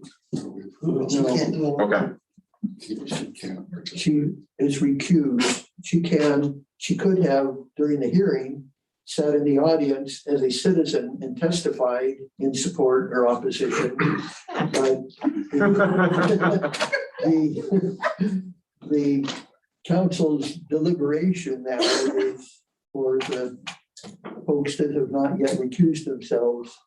so if we vote on whether we affirm the city council or the planning commissions or not, then that's the first motion. If we pass that, we could exit and then she could be a part of this discussion.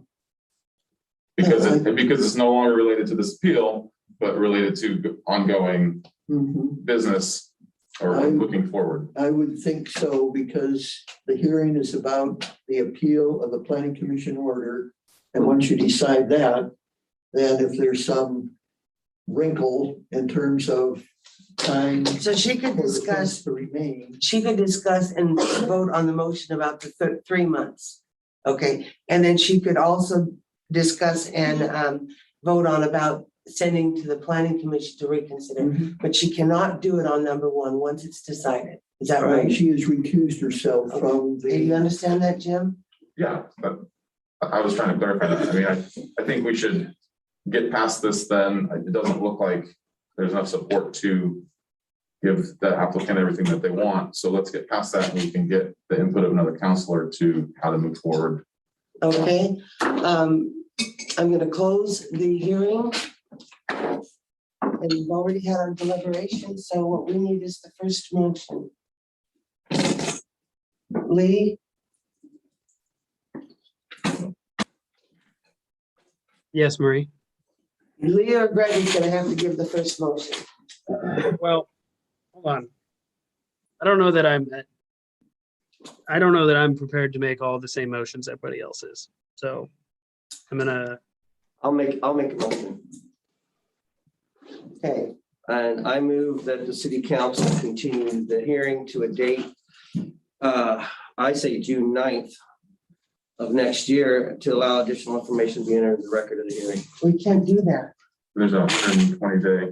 We're at 120 days and you can't. 120 days is when, next week? That's when they apply, yeah. Yes, if you continue it and without a decision being made, then the planning commission's decision stands because it has. Because the time has expired. The local appeals within the 120 days. If you want to. Okay, so then I think then I can make a motion. I think the motion that I would be making is when they have, by what time they have to remove it. Is that correct? we've got to do the first one first. Okay, Which is, Which is what? Either uphold the planning commission decision or don't uphold it and approve something different.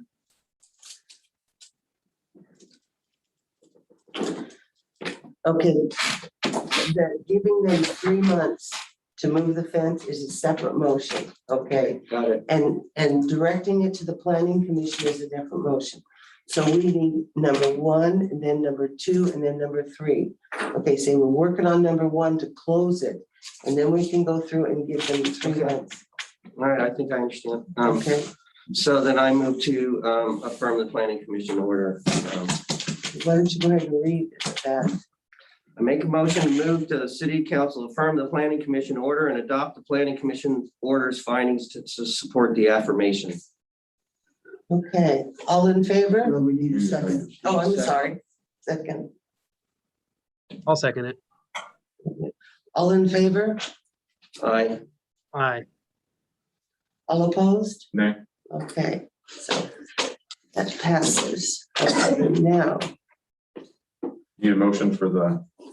for the 3 months, yes. Hey, can I ask hey, I'm sorry, maybe I missed this early on. Why are we aiming at 3 months? Why is that our goal here? Well, because we just said 3 months, we can do 6 months. Let's do 6. Okay, that sounds fair. You want to make the motion there, Lee?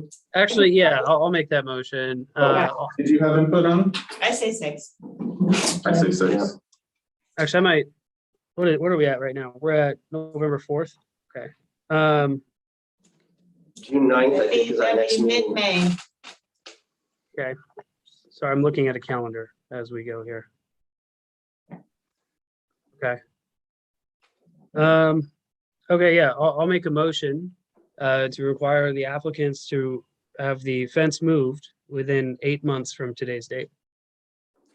You said 8 months? I did. And why did you choose 8 months? I chose 8 months to give them plenty of time. Let's make a motion. You did. Okay, I'll second that. all in favor? All right. Aye. Aye. All opposed? Okay, Who seconded that? I'm sorry. Greg. I did. Greg. Okay, so we've given the applicants 8 months to move the fence. Now, number 3 is what direction do you want to give the planning commission?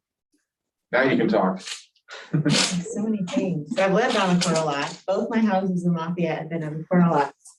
This one's not as challenging as the other one. This comes from personal experience of having a house on a corner lot in which we had to build a 3-foot fence. to the back side. We actually ended up bringing the 3-foot fence all the way to the front side, the front where basically they want to, but kept it at 3 feet. We had no privacy. We had, our dogs are small, unfortunately, they weren't jumping anything. They can't even jump off the couch. It was really challenging. There was a lot of times I wish we were able to put up a 6-foot fence, especially when our kids were younger. But we wanted that fence down the side yard because our backyard was small, and that was the only way we'd have that extended space. So I am very empathetic to the situation. I'm sympathetic because I've lived that situation. I haven't gone around Lafayette to do an assessment of what that might look like on the corner lots. And then drive around and like, okay, what would that look on this one? What would that look like on this one? I know I've been in Lacey's, there's all the other houses are facing other directions, so it wouldn't create that corridor effect. I to be honest, have not driven around to see if that would actually even create the corridor effect anywhere, or if that's just because of the layout of Lafayette. That may even be a non-issue, I don't know. So I'm not really prepared to say, yes, that should absolutely be a change. So I'm a little conflicted there. I do support the planning commission. Honestly, I don't know that I can say one way or the other without more information, and or even just going around, looking around and seeing how that would actually impact the layout of Lafayette. We have so many different types of residential areas through town. I can't really say one way or the other, honestly, how I feel about that. We directed the planning commission to consider updating or amending this to allow for better use of, homes on a corner lot. We could see what the planning commission does. I mean, there are people in our community too. They should have some of the similar feelings that we have. And if that's not satisfactory to the council, then we could try something stronger later. But I'm interested to see what they come up with on their own a little bit.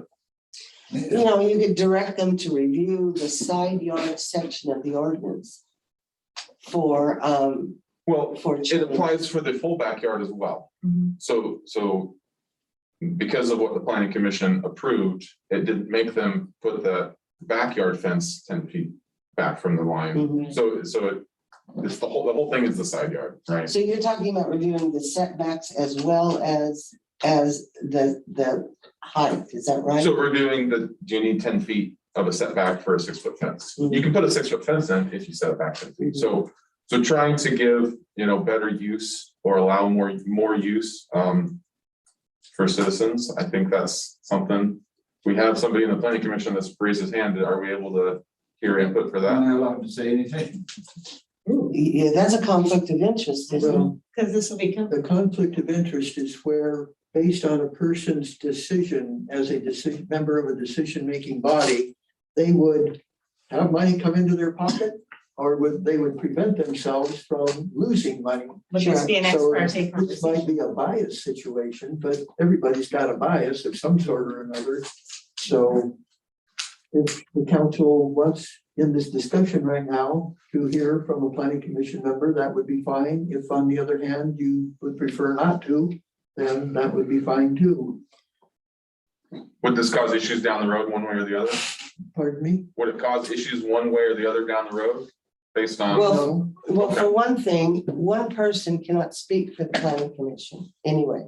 So whatever he says we couldn't take to the bank anyway. So I just want to clarify on the advice that was given by the attorney in my disclosure of ex parte conversation.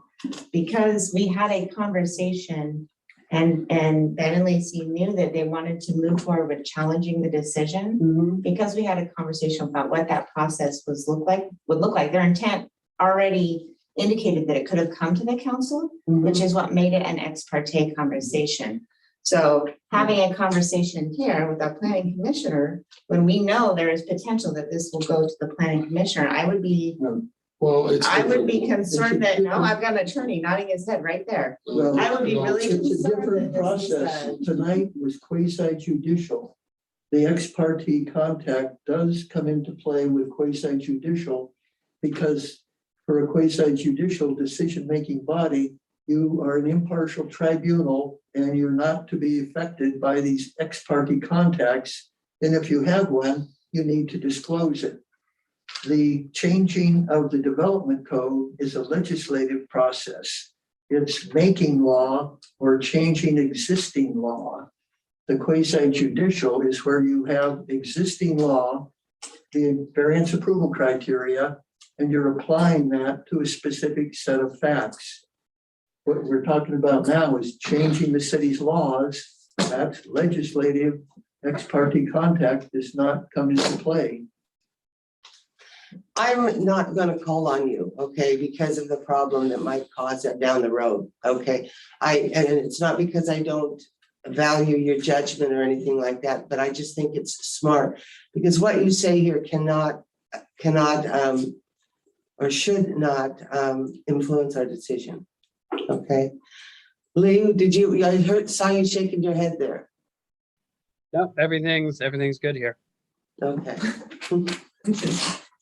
He's finally ill. I'm sitting there going, okay, it looked to me like he was trying to, do something like this. That's great. Okay, so what we need now is we need a motion that takes care of the third thing.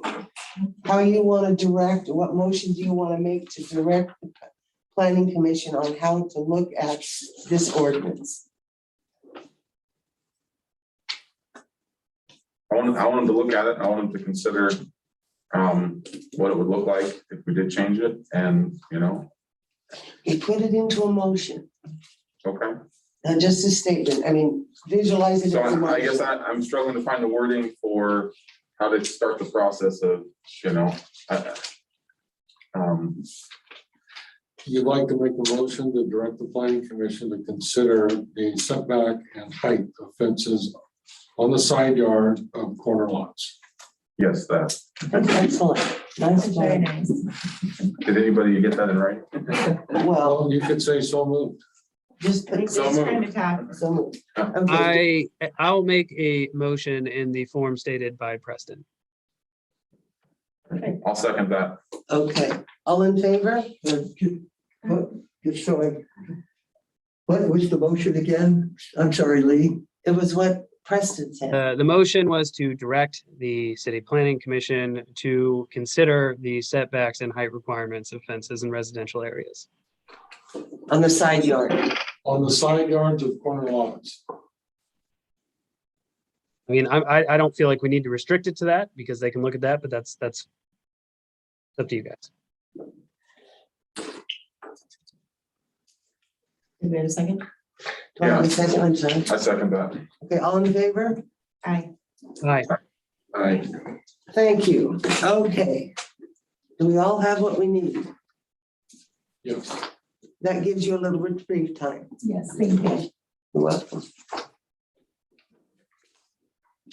Okay, Thank you, city councilors, and as is often the case with some things that are kind of detailed and minute, it can have all kinds of aspects to it and take a whole lot longer to resolve than you'd ever think. So thank you for your careful consideration, and we'll be back in a few months with some kind of, presumably some kind of fence amendment. well, thank you for your help on such a trying subject. Well, For everybody. at the end of September, I guess it was Saturday, the 25th, there was a planning commission training session. It was a professional trainer, not with myself, even though I do the same kind of training.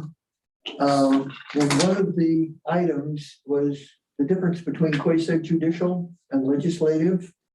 And I provided the city with a, I don't know, about a 2-3 page blurb about the difference between the two. So potentially the city could provide you with that. And it has more than you'd ever want to know about quasi judicial versus legislative. It has a real neat little reference to a case, one of my favorite names. The Strawberry Hill four-wheelers versus Benton County. And so if you like Strawberry interesting Hill, I've Google been case at names, Strawberry Hill. then you'll love reading this 2 or 3 page blurb. I'll give a copy out to the council. Okay, that would be great. So thank you very much for your time. Thank and you. information. Thank you. Thanks, Lori. Thank you. Thank you for all of your testimony. Night. Good night. Okay, the next one is our urban renewal agenda agency creation. Don't we have to do the second reading? Oh, wait, yeah, sorry. I was moving down to the discussion. Disregard.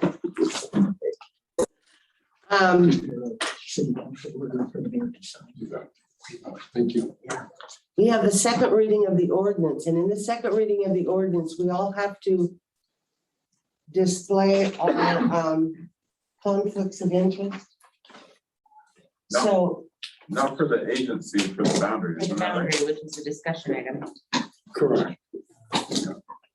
so we don't have to do it for the agency yet? No. Oh, okay, well then I have my notes wrong. Only when we're talking about the boundaries. Okay, thank you. Okay, because I wrote second, okay, I wrote this, okay.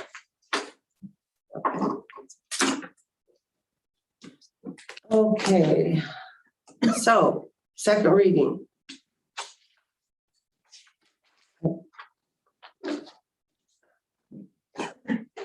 What do I need to do here, Preston? Ask if any councilors have an objection to read the ordinance by. Oh, that's title where only. it is, that's where the objection came in, okay.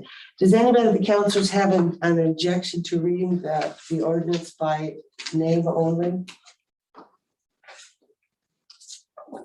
Can I ask the changes that were made? That was just in the exhibit A, not the actual ordinance, is that not right? Correct, just exhibit A. Okay. All right, I have no objections. Okay, I'm gonna read it here. An ordinance of the Lafayette City Council declaring that blighted areas exist in the city of Lafayette, establishing the need for an urban renewal agency in the city and electing a method for exercising of the power of an urban renewal agency within the city, creating section 2.30 to 2.42 of the Lafayette Municipal Code, ordinance number 637. Nice. 639. Yeah. I'm sorry, I'm having trouble. That's okay. I'm having trouble singing a little bit. Cold is really a lot of problems. Okay, so. Okay, I've read it by the title. Okay, we're gonna open the hearing on the urban renewal agency creation. I open the hearing. Any deliberations on this hearing?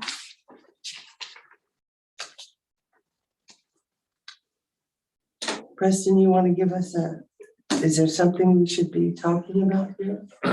Well, there were 2 sections in exhibit A that were modified a little bit. One at the request of the council, the other at the request of the city attorney. Those changes aren't, bold, underlined or crossed out. They're just, you're seeing the final form of that. The 2.33 was a request by council to be more, have more clarity on removal. So that was added. And then 2.40, the city attorney recommended a little more language regarding, a little more guidance on the conflict of interest. Okay. Does any of the counselors have anything they want to discuss in this updated agency agreement? So the conflict of interest, that was basically the same as what has already been explained to us, right? Where if the potential, we would disclose that, and actual, we just wouldn't participate. That's no different than any other conflict of interest as a council member. That's correct. Okay.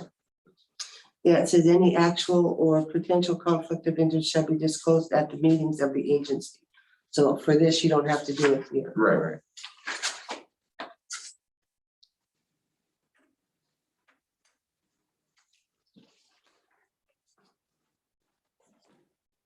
Do I have any comments from the gallery?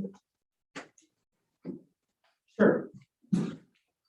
Travis Johnson, 1002 Market Street. I'm just fully in support of this and appreciate all of your time.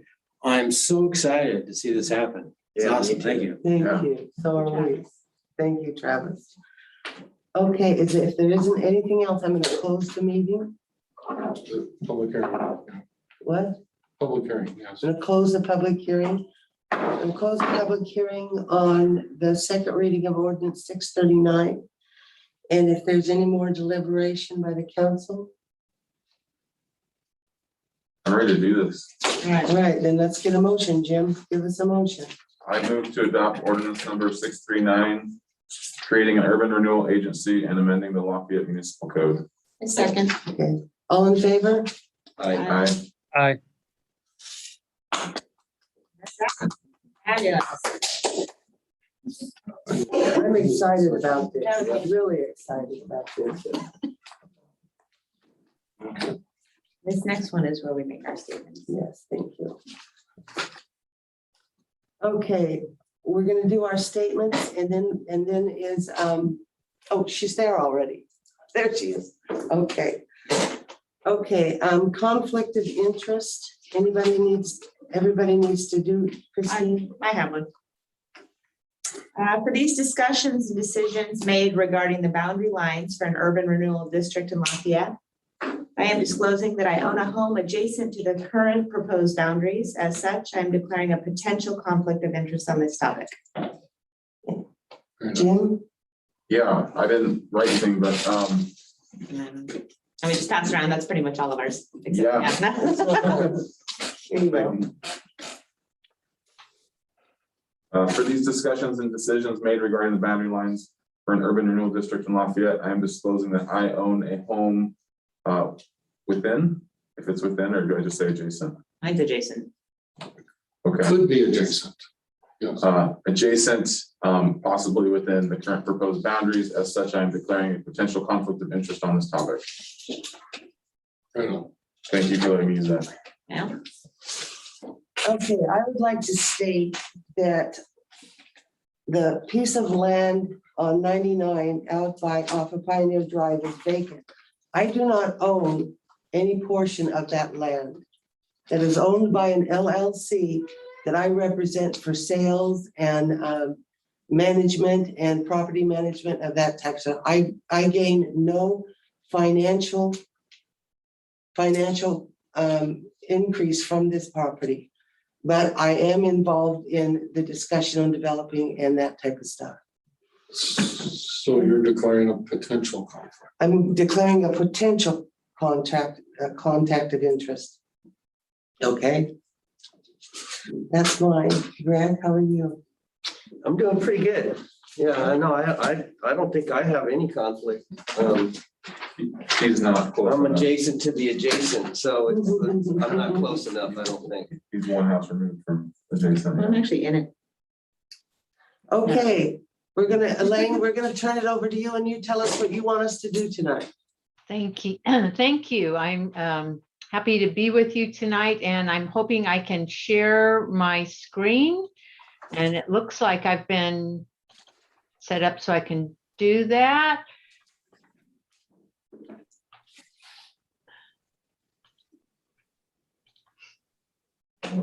So do you see my presentation? Yes, yes. Great. So again, I'm working on this project with my firm and with Tiberius Solutions. What we want to do tonight is review the boundary changes that we talked about at the last meeting and talk a little bit about projects and what next steps might be. Again, just some terminology. UR is urban renewal, URA, urban renewal area, URD, urban renewal district, which is the same as an urban renewal area. TIF, tax increment funds or financing, MI, maximum indebtedness, and AV, assessed value. The two things we're dealing with are the boundary and projects. So at the last meeting, we talked about this boundary and made adjustments to this boundary to this potential boundary. So I need input on if we got those adjustments correct or not. And as part of thinking about that boundary, we want to look at how you are in accordance to the 25% limitations. So on acreage, if you do this boundary, you are at 24.15%. The limitation is 25%. So you really would have very little capacity in the future to add additional property to this area unless you took some property out of it. On assessed value, this increases the assessed value as a percentage of your overall city assessed value from 4.38%, that's what it was before, to now 10.15%. So it's a little more than 2 times the amount of assessed value within the area. It's still relatively low. It's 10% and 10% compared to 24% of acreage. But just for you as city council members, the reality is that will increase the impacts to the city budget from what was 4.38% of your budget being impacted to now just a little over 10% of your budget being impacted. So let's look at the map and let me know whether we got this right or not, and if not, well, what we need to change. It looks to me like it was pretty much what we asked for. So east of Commons Park, we kind of notched out half of the block there. Is there a reason that those look like parking lots I drove by and kind of ideal for either developing or supporting kind of the downtown district? So I'm trying to understand, is there a reason those were carved out? I do not know the reason those were carved out, and perhaps somebody can remember from the meeting specifically why they were. Is that the Lafayette Community Church? Is it owned by them? The empty lot across from them. Right here. I'm not sure who owns that, but I had heard that they own that. The gravel lot where the old cabinet shop was that burned down. Isn't that the churches? I believe. I think the church owns that. Yeah, I think you're right. Okay, I mean, we didn't notch anything out when we did our that's why I was sketches, I wondering. don't. Yeah, and then, so, you know, one of the reasons I was in favor of kind of expanding these boundaries north and south to support our downtown district, or was to support our downtown district. I did drive by some of this just to kind of look and see. So east of Jackson and north of 4th, there's those 2 blocks. There's 2 dead end streets right there. I have a heart, so, you know, every part of Lafayette is important, but I don't know that it's important for the purpose of supporting downtown on those blocks.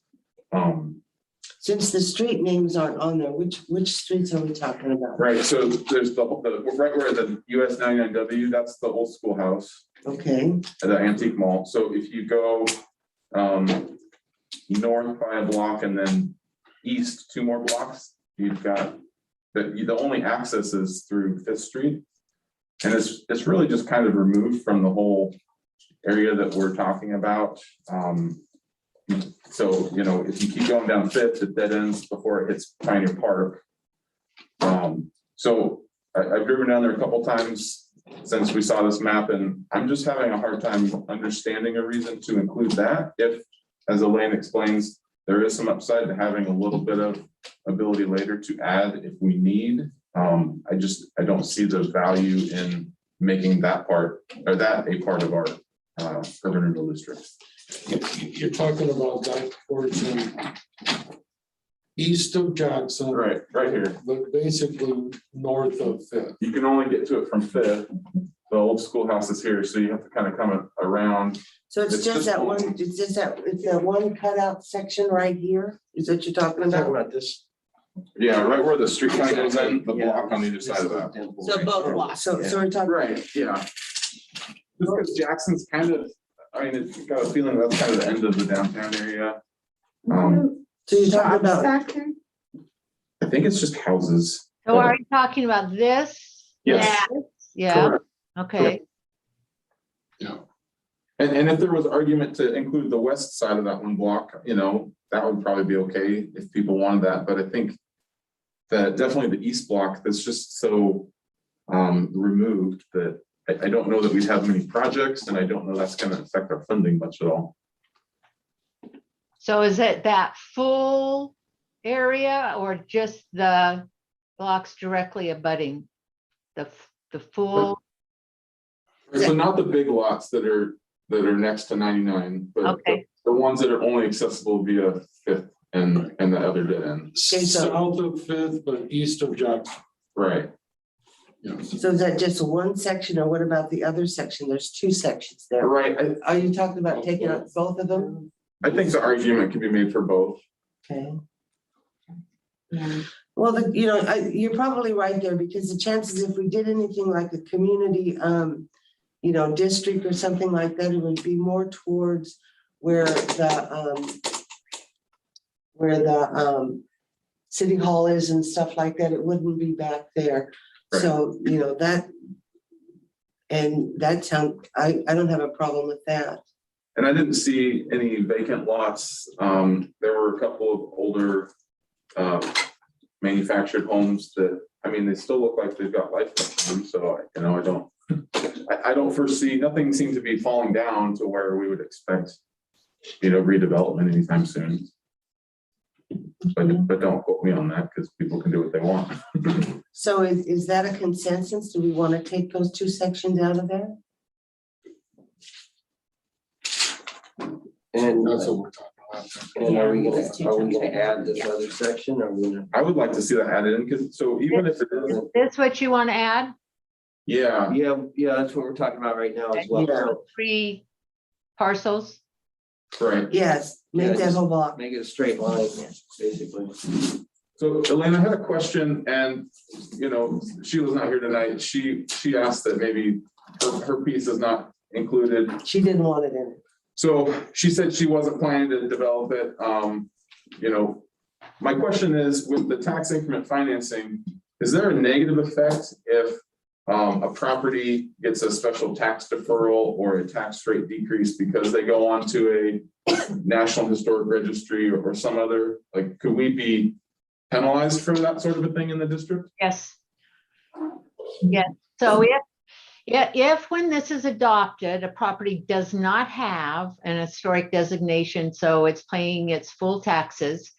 But once it gets adopted, it gets a designation that will reduce your overall assessed value growth and will have a negative impact on the area's financial health. Right, not the property itself, but the overall district. Right. But the only adjustment is going to be that piece of property in the first place. It's not going to be like a huge adjustment, is it? Well, it depends on how much goes down. So let's say, just for round figures, if the property's worth $100,000 and the historic adjustment, I'm not sure how those work. So if that goes down to 0, let's just say it does, it means that your overall assessed value will go down by $100,000. So $100,000 off of 24 million is not much. I was going to say it's not going to. Okay. But yeah. So I the just city wanna make doesn't sure. suddenly become a historic. Right, everything. Greg, no, don't get any ideas. You guys in your I just know you like history, so. Okay, so we're gonna add that back in and take those two sections out. Anything else anybody has to work on? So on these 2 sections, if you can again draw a map and let me know if it exactly which of these tax lots go out, if it's all of them or if it's just a couple, and just show me on a map so that I can give that map to my GIS guy. This is what I have. I have We can these send marked it out on. Mhm. and I have this added. Yep. Is that correct? That's what I Okay. got. Make sure. Awesome. We're almost there on the boundary. Let me see, do you have it? Yes, this should have crossed that out. Just, okay, great. We got it. We're done. That's it. Excellent. So that'll make small changes, and it'll be easy to do. So hopefully at that point, we have our boundary set and we won't make any more changes as we move forward. Because at the point we have our boundary set, we're able to start our full financial analysis and start preparing all the tables in the documents. But if we change anything, all of that has to be redone. So it's important to know at a point that we've decided this is the boundary we're going with. Well, what do you think? Are you okay with the I'm changes? okay with these changes. Lee, did you follow those changes? Okay. I did, but I tell you, it's an adventure every time I do that remotely. I'm bad.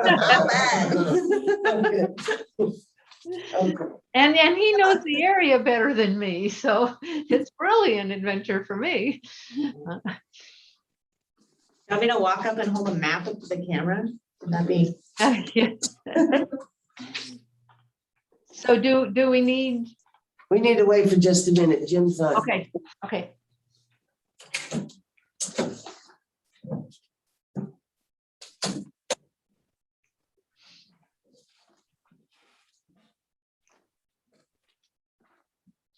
Okay, what's our next step? Okay. This is just a reminder, and this will change some because this was predicated on a lower assessed value. So you will be getting a little more money, and by the time we have our next meeting, I'll be able to tell you how much on the revised boundary. But you had wanted to do 20 years of projects, and it's based on a 30-year TIF collection. And so the amount of money that you have to spend on projects will be, it'll be more than $9,900,000 in today's dollars. So that's just something to keep as a frame of reference as we're looking at the different projects and talking about what things you think will most improve the atmosphere in your community and help with your economic development. So as looking at projects, this is the number that is the real number for you in terms of the total amount of cost of projects. And then also to remember that this money comes in slowly at the beginning because it's just predicated on 3% growth.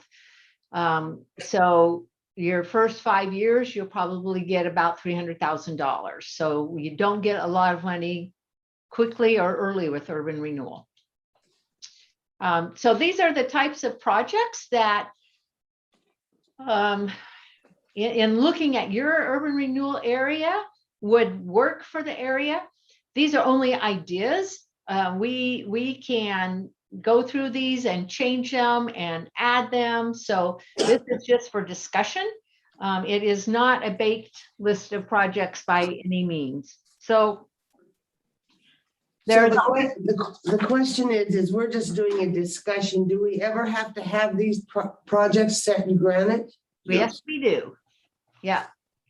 So we'll talk about these now, and then we would hope to get to a point either in this meeting or probably the next meeting where we have a list of projects that we could put on your website and see if anybody in the public wants to give input on, and then that would be the list that we would move forward with, because the urban renewal plan has to identify every project that's in the plan and has to identify how much funds you expect to spend on that. Over the life of a plan, you can add projects, but at the time you adopt a plan, you do have to have a specific list of projects identified. Okay, so you're saying that we can identify these, but we can always add to them. That's correct. Okay, so we're not limited by what we say here. Okay. That's correct. And 20 years is a long time, and things change. In every locality that I work in, the priority projects change over, even at 10 years. So we're giving our best look for 20 years, knowing that things will change and that you probably will change priorities. So in terms of the there is always a requirement for administration of an urban renewal area. It has to have an audit, it has to do an annual report. There are needs for legal opinions, for different financial planning over the life of the area, and potentially for reimbursing staff time for implementing projects. So typically there is an administration line item in an urban renewal area. For an area that's in a city that's small like yours, it's usually a relatively small line item. And as we get next month our financial data in, we'll be able to look at that amount of money over years and talk about what seems like a reasonable amount of money to put in for administration and planning. So planning studies, these are just potential studies that might need to be done for your community. These do not obviously have to be included, but if you wanted to do studies on these, any of them would qualify to be funded by urban renewal.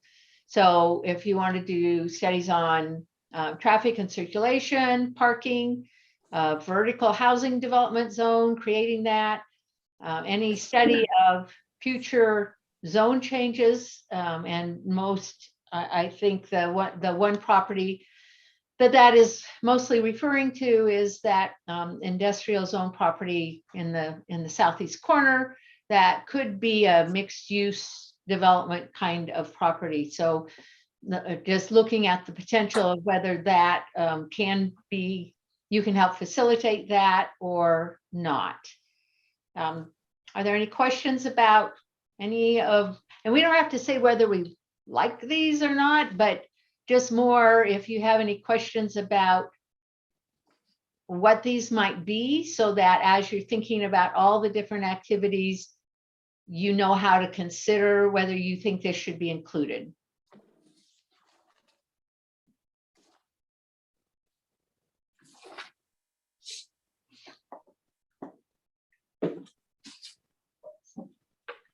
Hearing none, we're going to go on, and we can always come back, because I know we got started a little late, and so I don't want to. I know last time we didn't get through everything, so I'd like to get through the whole slideshow to at least give you ideas for us to discuss and make some preliminary decisions on at our next meeting. So business assistance is a very typical type of program in a downtown urban renewal area. So that is just providing technical assistance. And so if somebody wants to improve their storefront, but they don't have the money to hire a designer to help them know what to do, urban renewal could help fund that kind of assistance to provide that incentive to get that storefront improved. You can provide incentives for the removal of blight or for demolition of a blighted building.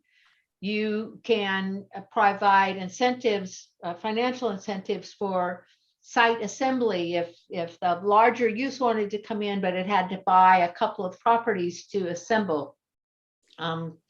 You may not use urban renewal eminent domain using urban renewal funds for taking private property and facilitating a private development.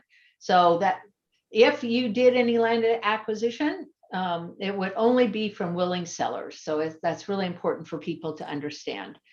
And that would land acquisition, like for a parking lot or something like that, would only be from a willing seller. So a lot of cities have matching storefront, facade improvement grant programs, or grant loan or matching grant programs. They have matching business loans for capital improvements within the building. The other types of things that we've done are looking at how to provide assistance for maybe a new kind of use. So one of the things that when we were talking to your staff was some kind of wastewater pretreatment subsidy for winemaking, brewery, or distillery. because that kind of use, it has become really increasing use in your area in Yamhill County. And then development of automobile and bicycle parking. So that kind of goes up with that parking lot also. So those are different types of business assistance and business assistance that I've worked on. And I just wanted to show you a picture of one of projects that I'm really proud of. It's in Bandon, and it is the Bandon Cheese Factory. And the Urban Renewal Agency owned this property. A private developer came to them wanting to build the cheese factory. The Urban Renewal Agency actually put in the sidewalks and the frontage improvements and the parking lot, and paid for right here is a public restroom. The developer built the whole structure and does all of the maintenance on all of those facilities. So it was a really nice partnership. It's created jobs. It's created another tourist destination for Bandon, and has been a great project. And these are the kinds of projects that really help small towns flourish. So do we have any thoughts about business assistance or any questions on what can be done?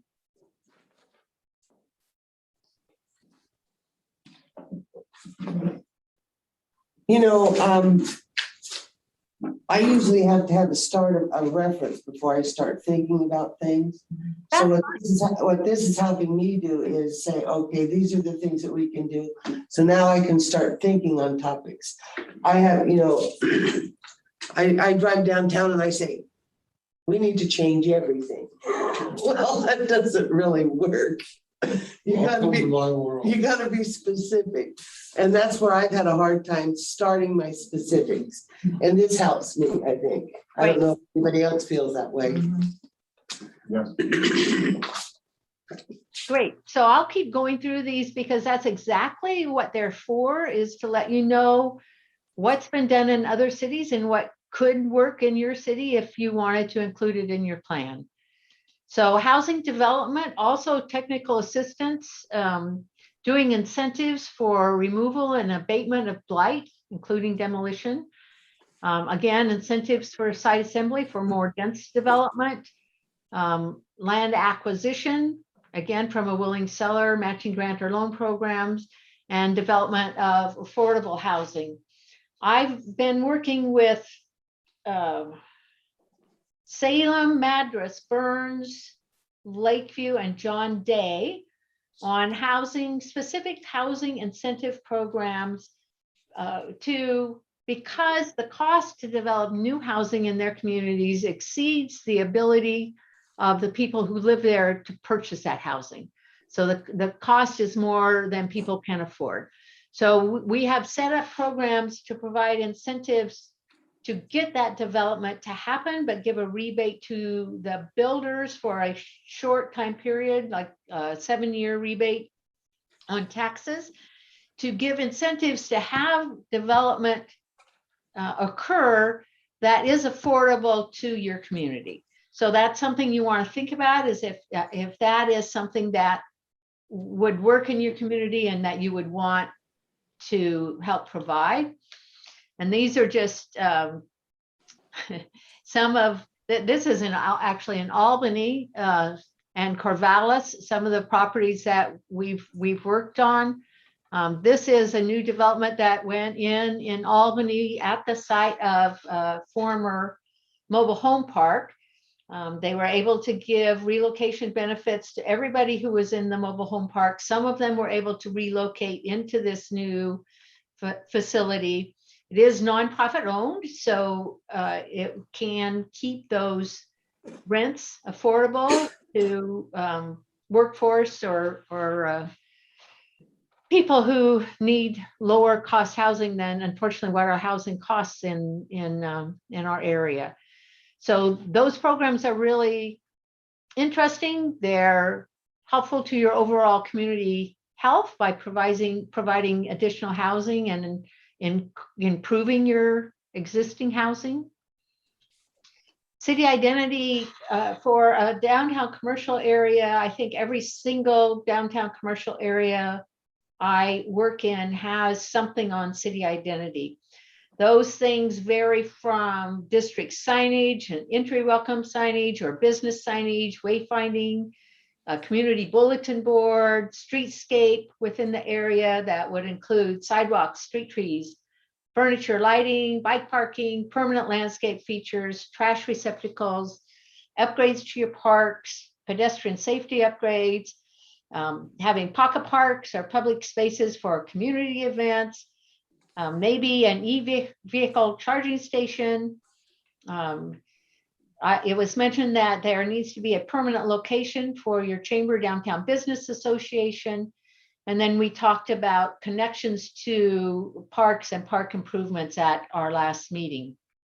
So this just shows some of the things different cities have done on city identity. So the banners, the light things. This is in Coos Bay that just gives a little location map and has the businesses on it. This is the street trees with the decorative, whatever it's called. And this is in Tiger where they have artwork and the glass balls in their downtown. So I have hundreds of pictures of city identity. It's really important and it's actually really fun, and your community totally appreciates having those improvements in their community.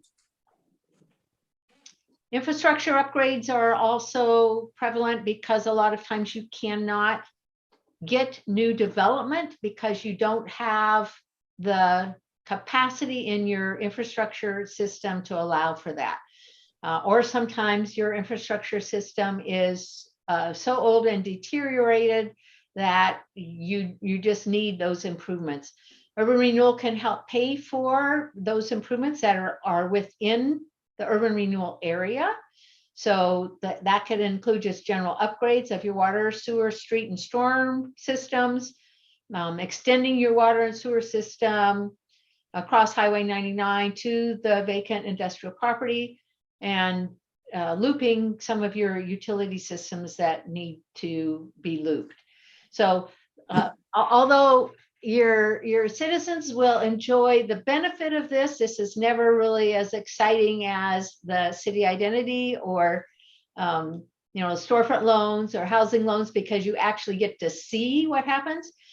But these are just as important if you are constrained but from new development because of the infrastructure systems. So any questions on any of those?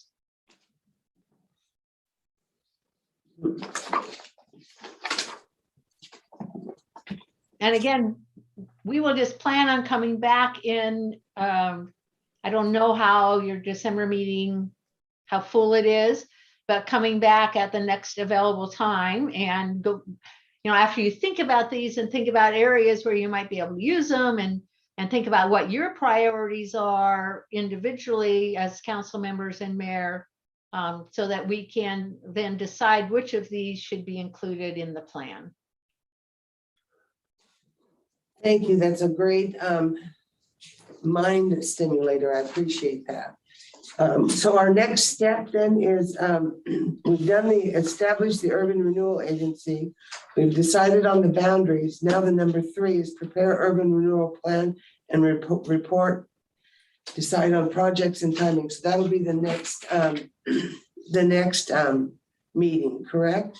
Yes, we can definitely do that in the next meeting. And then if we do that in the next meeting, following that, we'll try to get public information and feedback. And we all know December is not a great time to do that.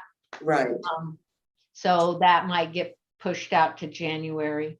Yeah, we would put January on that one. Elaine, in your experience, so it looks like we're talking about projects and then getting public feedback. Do you get much if you try to ask for the public for projects, or do you usually like to go to them with saying these are some of the proposed ones? That is a great question. And I debate that with cities all the time, because It's the whole question of, are you asking for input from the public? Or are you informing them? And if you just give them a blank sheet, they don't really know what urban renewal can do. And so this whole list is what urban renewal can do. So if we would go out to the community in some kind of community survey, it would be great to give them the whole list and have them feedback, like what are the top 5 things that you think should happen in Lafayette from this list, and are there other things that you think should happen that we haven't put on the list?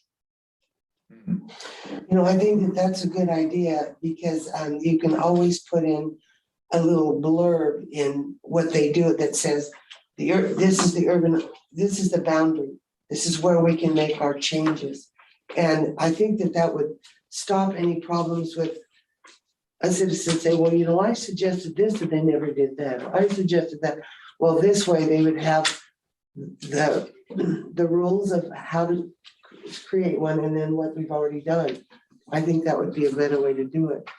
Well, sometimes I think giving an outline of what's already been suggested and thought might be a good idea, sparks ideas for other things. I mean, even just reading some of these that, I read them like, oh, that's a good idea. Actually, that also reminds me of something else that I think would be a good idea, So I do agree with having a starting point, saying this is what we've come up with.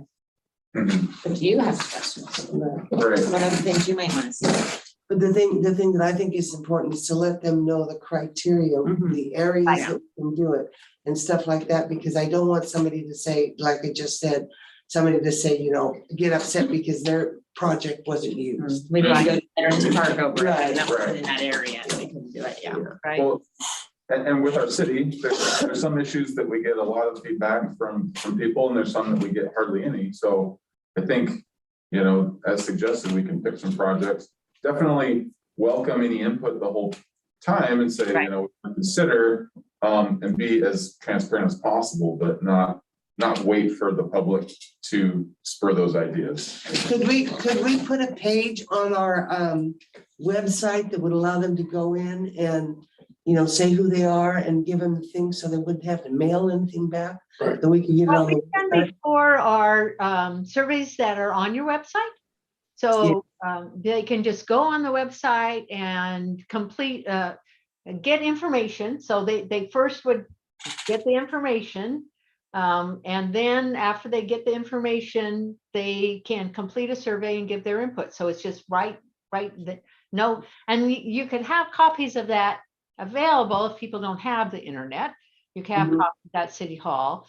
But if you did something like that, you'd want to make sure all your businesses knew that it was up, and try to get as much feedback on it as possible. But we do find the online surveys work really well, especially during this COVID time. Good, excellent. Could we put a little blurb in the newsletter with the water bill, go online and do this survey or something? Right. And Elaine, the timing you're suggesting for that is Well, I would like, January? I would like some feedback. What day is the November meeting? I mean, the December. We're having it, right? What day is the December meeting? December 9th, second Thursday. January, I'm not sure what that is. January is the 13th, but January is pretty full, isn't it? It's all the beginning of the year stuff. Well, let's do this. Let's come back December 9th and have you at least go through that list and say, we don't want to do X at all. If there's something that you just don't even want considered, that it doesn't work for you at all, let's get those off. If there are other things that you're interested in and just want to get feedback, we can get a survey up really quickly. And if we don't get good responses because it's the holiday, we can send out repeated information to people after the 1st of January and say, hey, if you haven't filled out this survey, please do it. And just see what we can get and see if we can get input for the January meeting. Okay, we have some, that's our homework for this month, this month. Okay, we'll work on that. That's our homework. That sounds great. Okay, then we will see you again on December 9th. Yes, and I'll know what month I'm in. Is there anything else we need to cover? Okay. Thank you again, Elaine. Oh, I'm sorry, Lee. Lee, wait a minute. Lee, did you have anything you wanted to? Nope, that's perfect. Thank you, though. Thanks. Okay. Bye. Thank you, Elaine. See you later. Yeah, bye-bye. Well, that makes me feel better. Great. Okay, the next thing was changed out. We'll have to do that. Okay, the use of the American Rescue Plan funds is the next thing. Now, remember, this is, there's no formal motion that we need. Has anybody else thought about anything other than what is on this list here that they may want to do? Still working on that. We're still working on it. I did have a question. So some of these projects, and we also, I mean, have to do with the reservoir. And I noticed that there was some important information. It looks like, I mean, I'm gonna agree with the assessment that Lafayette does need a second reservoir. I guess the clarification comes, our charter says anything over $1 million needs to be approved by the voters. So let's assume best case, we got all the money that we would ever need for a second reservoir, just granted or given. We still have to go to the voters to spend it, right? Correct. So my concern would be then if we do spend some of the money on soft costs and it was delayed by possibly not being passed for several years, would we have to re-spend those soft costs later to where it might make sense to say, hey, we're looking at this project, we haven't secured funding yet, but we want permission to move forward with it. So that, because I don't want to spend, $75,000 on a geotechnical study or $175,000 on a design, and then in a few years, it's obsolete or has to be redone. Hey, I'm gonna talk about something now that we've been working on. Kevin and Preston and I have had meetings with Ron Wyden's office and Merkley's office and also Noble's office to get on their list for money that's coming out, the ARP money that's coming out that they're going to be able to distribute. We have succeeded in getting on the Noble's list, which is the most important. Yes. So what we need to do now is just keep our name under their noses and stuff, and we'll go from there. So that's what we've been working on as far as funding goes. Now, what we've asked for is, what we've asked for in the process is 225 million, which is the construction costs. 2.25? 2.25, which is the estimated construction cost. With the premise that we will have it shovel ready, meaning all of the soft costs and stuff done, all of the planning done, and then they will help us with the money after that. So if they were able to do that, it wouldn't need to go to the voters. That's right. So you see, It wouldn't, because it's not spending. we're not spending, Not out of our we're not budget. spending the tax money. Oh, no. If the money goes through our books, Mhm. it goes to the voters. Okay. So and that's generally how it always works. Mhm. But if another agency spent it on our behalf, I'd have to think about that and get, our city attorney to weigh in. But generally, all the time, it goes through our books. So it would have to go. So to the even if voters. the state or county is like, you know what, we're gonna pay for your reservoir, we still have to get the voters to approve it.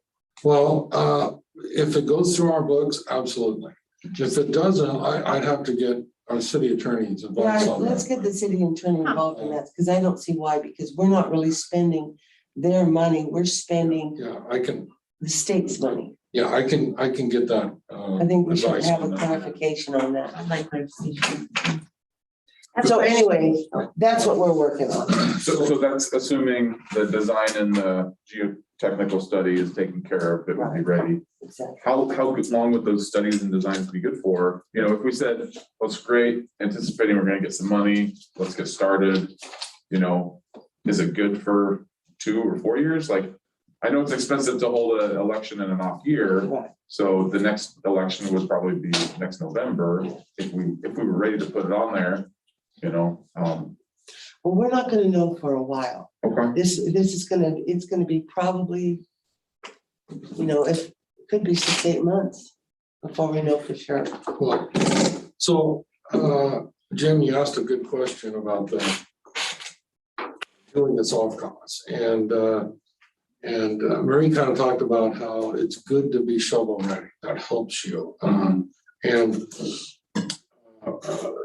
we know where it needs to go.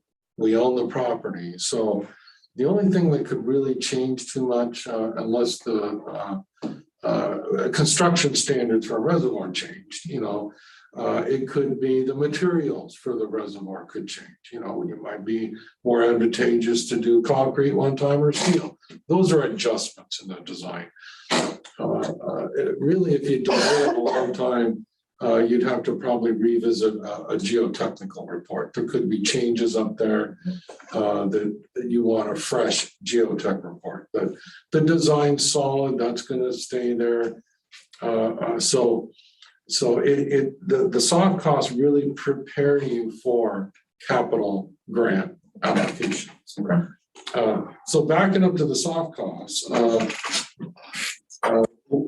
what my hope is that the council tonight can give direction on coming back with a supplemental budget on what you would like to spend in the current fiscal year. Do that in December.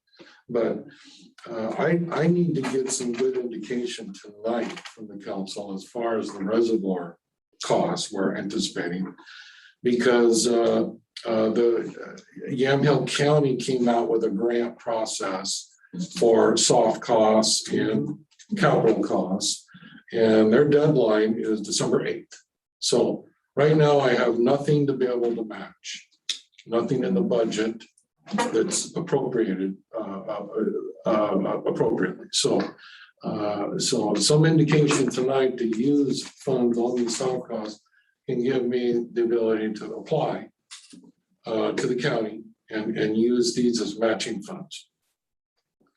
So are the funds shown here half of the total, or we would be expending half of the total and the county would be providing the other half of these? Something like that, yeah, a partnership, 75, you add the two this year, next year, we're talking about probably 250 total in soft costs.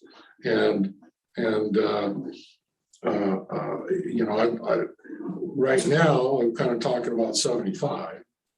This is before the grant application guidelines came out this week, so that's a good match. But it would be nice to be able to tap into about half of that for a match, more like 125 for 250. It is a strong application, a high match, and we might get the rest of our funding, for the soft costs through this grant process with the county.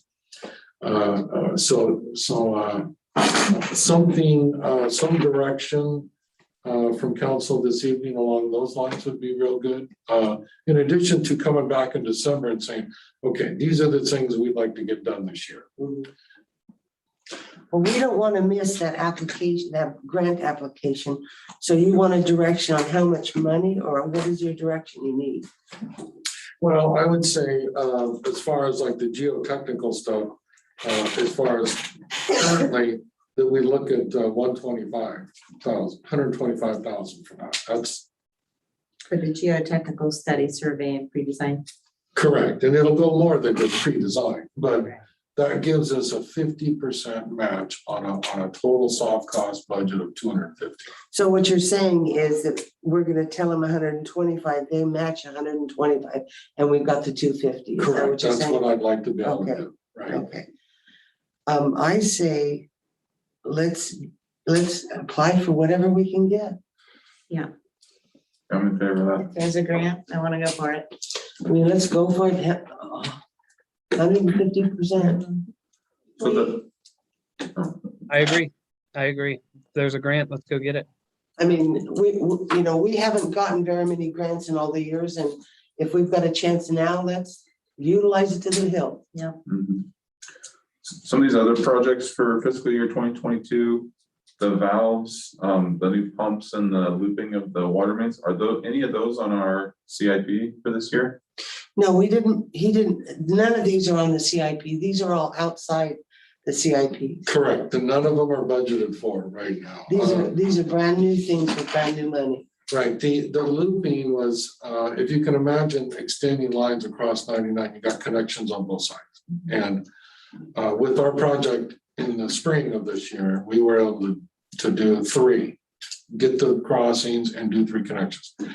And because of lack of funds, you know, this would be on our CIP next year to finish that looping of that 8-inch main across 99. And none of these are in our budget right now. I mean, as far as a CIP, a folding machine is not something that would be on our CIP, but it's, you know, that's an important item. If it went gunny bags, I'd look to buy that as soon as possible. But we're hanging in there a little bit right now. The valves are something that came up that we would try to fund when we could, but we don't have a lot of funds in our utilities to go around. Some things we can use SDCs on. We have a reserve of SDCs. A lot of these things are not eligible for SDCs. And the looping that's water, but replacement of things like pumps, fixing the valves, that's just maintenance that comes out of our utility funds. And you can look at funding some of these things as reducing the burden on our utility funds, water and sewer, which rely on utility rates and SDCs.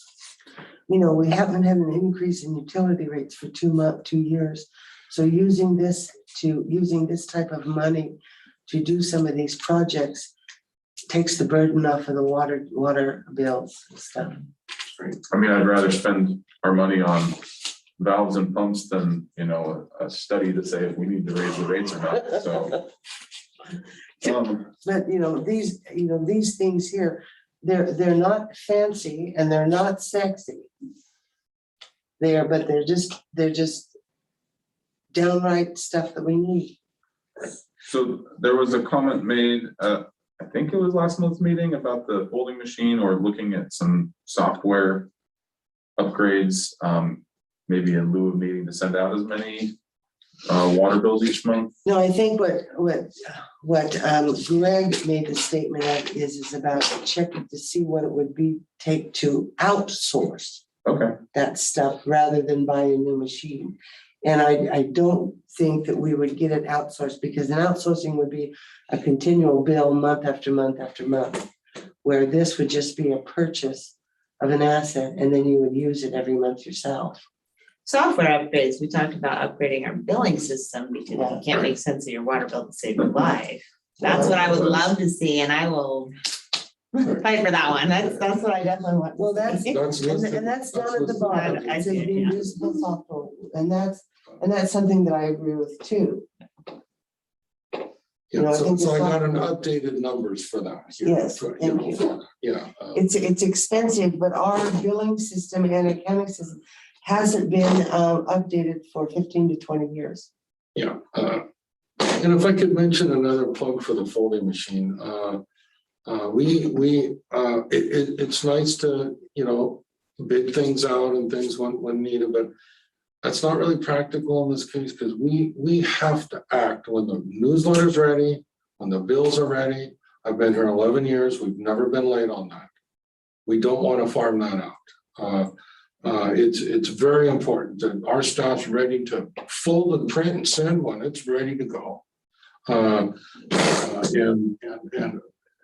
that's just, I can't even imagine what it was like before. We've always had a folding machine, you know, and it's been good. It's just getting old and they're not supporting it as much. And so the new models aren't much different than this. It doesn't give a whole lot more capability, but with the one upgrade, you know, we would be able to add another sheet One more sheet into the bowling machine for Bill. How many times have we said, can we send that out with them? And you can't hold anymore. That's right, that's good. Right. That's actually pretty amazing. That's great. It's a big deal. It really is. They're gonna increase postage then? Super easily entertained, okay. Yeah. So what is it that you want from us on this? So you just think Other right than on the that. reservoir part, right? Well, that's the critical point is say, let's use 125,000 as a matching grant for the soft costs. Right. And if this looks like a decent list, I can prepare a supplemental budget for you in December. The one thing that's not filled in here is business grants, which Mayor Sproul mentioned, we can do that. It's a lot of work, but it's important and we'll get that done this year. Well, there's a lot, just like you said, there's a lot of stuff that the county has and stuff and state and stuff that's coming out under business grants. I kind of like to Correct. I just kind of like to put some money there just in case, and then maybe in 6 months, if we decide that we want to use that for that, then we can. But you can, you're starting to look at next fiscal year, Right. Well, 6 months isn't, that's June, that's this year, so. Fairly. yeah, but creating the application, the criteria, everything, it's a big deal. We got, it's. So then we'll look at it in March. When you're doing a budget, I mean, it may not be practical to get done this year. I mean, That's fine, that's fine. you know, If that's what you think. but the criteria for all the business grants, I haven't seen yet from the county to know just what they are setting aside money, but I haven't seen the criteria for that yet. Just the infrastructure. Well, stuff. then we can wait, maybe that can wait until next year then, that's fine. That's fine. You bet. Okay. So unless there's, getting this done along with everything else that we're already doing. I mean, yeah, it's a lot, but I'm not can't promise you it's all going to get done, but we're going to try. We can try. I don't have a problem with this, setting this up as a beginning. I mean, if something changes, we can always change it. Yeah. Good list. So I have no problem with the reservoir. The other thing, so the ones that are like the big projects for the infrastructure, the valves, the pumps, the looping, could you come with like a proposed CIP with those in there, or would that still have to be different than the CIP? I guess I'd like to see maybe the priority of what's currently there in these, because I know that our CIP, we haven't gotten through all the items. And so we're trying to see, is this top of the list? Do we need to do it right away? Or is it gonna probably fall to next fiscal year anyway? There is some of that. So if we could understand that, I think that would be easier to see on paper. We can, I've been asked to update the council on one particular project tonight, but we could look at this side by side with our CIP. Okay. And realize though, but it's all different monies, so. The CIP is already budgeted within the budget for the year. Correct. This is all new outside stuff. money. This is all outside money. Right, so it's a different funding stream and, We don't want to combine them or anything of that nature. well, it could get combined once you bring it into the budget, but these wouldn't be combined with any city funds unless we needed to augment, you still got to go through bidding process and all that stuff. I would think that for these items here, it's going to be all ARPA monies, but we can look at the supplemental budget along with the CIP next month. Okay, wonderful. Okay. Anybody else have any? Lee, do you have anything? You okay? Okay, so anyway, it was pretty exciting, those meetings with the guys. We took them around and showed them the fire department and everything like that. So they really were impressed with what we've done in the last couple of years. All right, who was that? I'm sorry, the people from the Merkley and Merkley Oh, and okay. Wyden's and No. Noble's offices. It was really great. our state rep, Ron Noble, who's point on the critical infrastructure list for his district. And our project, the reservoir, will be added to that list, and that was really great, yeah. Okay, we're on to department reports, Public Works. Any questions about Public Works? I think that you have an announcement about Public Works, don't you? Greg's I do. contract? Yeah, I do, Your Honor. We hired David Hancock, who started Monday. He's our utility tutor.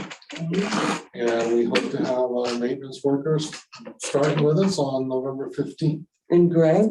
Well, Greg is our, as you know, he's been promoted to our public works supervisor.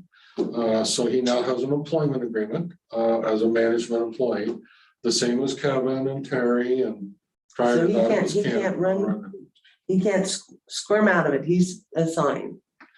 He's Well, signed. he's not, he's already That's a kind of joke, captured. Preston. Oh, okay. Joke. Well, we have stronger commitments in those when we hire people to get them here. Yeah. Like Conrad, that was a little bit different. Greg's already here. He's part of the family. He got promoted. He come up. So those conditions aren't the same as like bringing in a new person like Conrad. He's a permanent employee. He's taken the job. We've got him for good. Okay, That's that's it. all. Yeah. That's it. That's all I need to say. Yeah, okay, yeah. Okay. Sorry, I kind of misunderstood there a little bit. Okay, anyway, fire.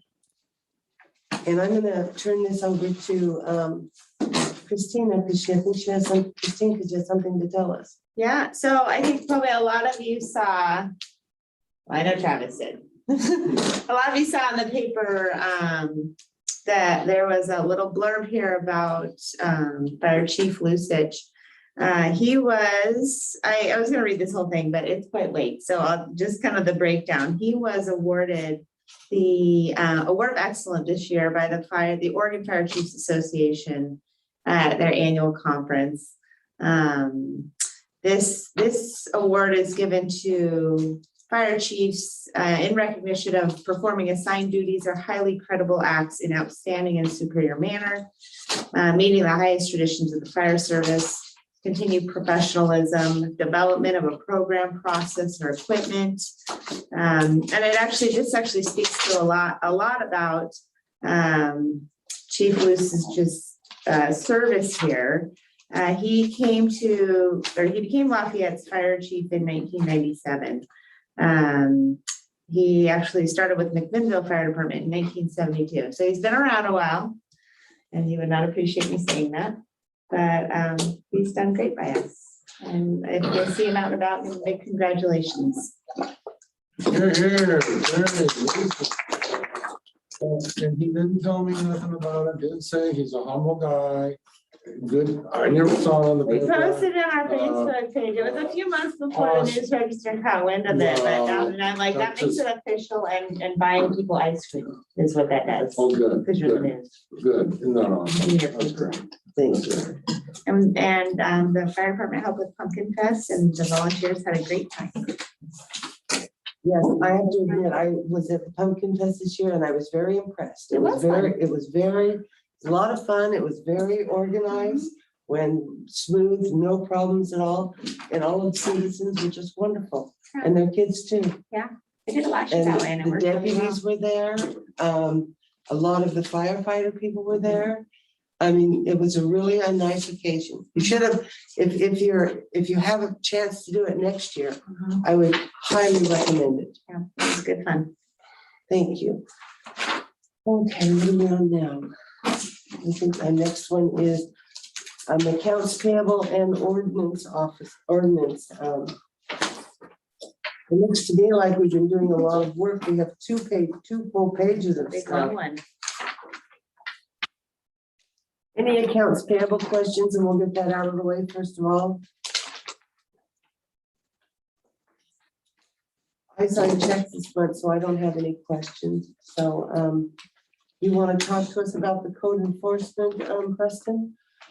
Oh, gosh, not really. But let me say, we're so happy Robert's on staff. I tell you, just really been helpful and working with the officers. And you noticed in our newsletter this month, we have a front page article about welcome Robert to the position and advertising our code enforcement number for the city and the times. We're gonna continue doing code enforcement articles as the space allows in the newsletter. We've got things lined up, like I've already started doing a few of those this year, and he's already beginning write some of those, and it's just everybody enjoys working with Robert and working together and assisting Public Works, our deputies, admin.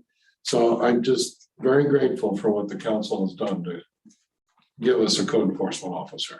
Excellent. Does anybody have any questions or anything? Just a comment, I'm really liking him as well. He's taking initiative and you can obviously tell, he was busy last month, right? The whole month looks like, but I heard, I don't know if it's true or not, but I heard he caught a burglary in progress or something. Did you hear anything about that? I don't know if Yeah, that's I true or not. did. He went to deliver either a door hanger or a letter, and the door was open. So he notified the deputies and then came and checked it out, and the owner didn't leave the door open. So that became a police investigation. Excellent. The source here, I see CM and ACM. What are those, Well, I think that's supposed to say city manager and assistant city manager. Oh, I think okay. that's what yeah, that's the code there. Although I'm, that's not my title, but we should fix that. Okay. Yeah. And you'll notice a lot of these, once they're resolved and determined, those will come up. Yeah. And then we'll have more resolved each one, so. That's great. Well, he's been busy, for sure. Excellent. Do you know if he's been able to so for these older ones that have been consistent issues, has he been able to take off where we left off, or has he had to start the process over on some of those? Not really sure, but none of them are falling through the cracks. Okay. I think some things have to start over, and sometimes you start them and you finish it, then you got to go back. It becomes back in violation again. Mm-hmm. So there's a lot of start and stop. We might have through the course of the year 4 or 5 things on the same property on the same issue, and it's a little bit different than when it involves police. I've done nuisance ordinances and people call for police response on so many things that really are more nuisance. That becomes a nuisance. That's not what we're talking about here. We're talking about code enforcement, not criminal stuff. So there is going to be repeat stuff. That's just inevitable. Okay. Preston, you're next. Okay, Your Honor, I got just 3 things to mention. Good. Want to remind everybody about the work session on Monday, November 15th. That's going to be at 6 p.m. at the New Carlton Fire District.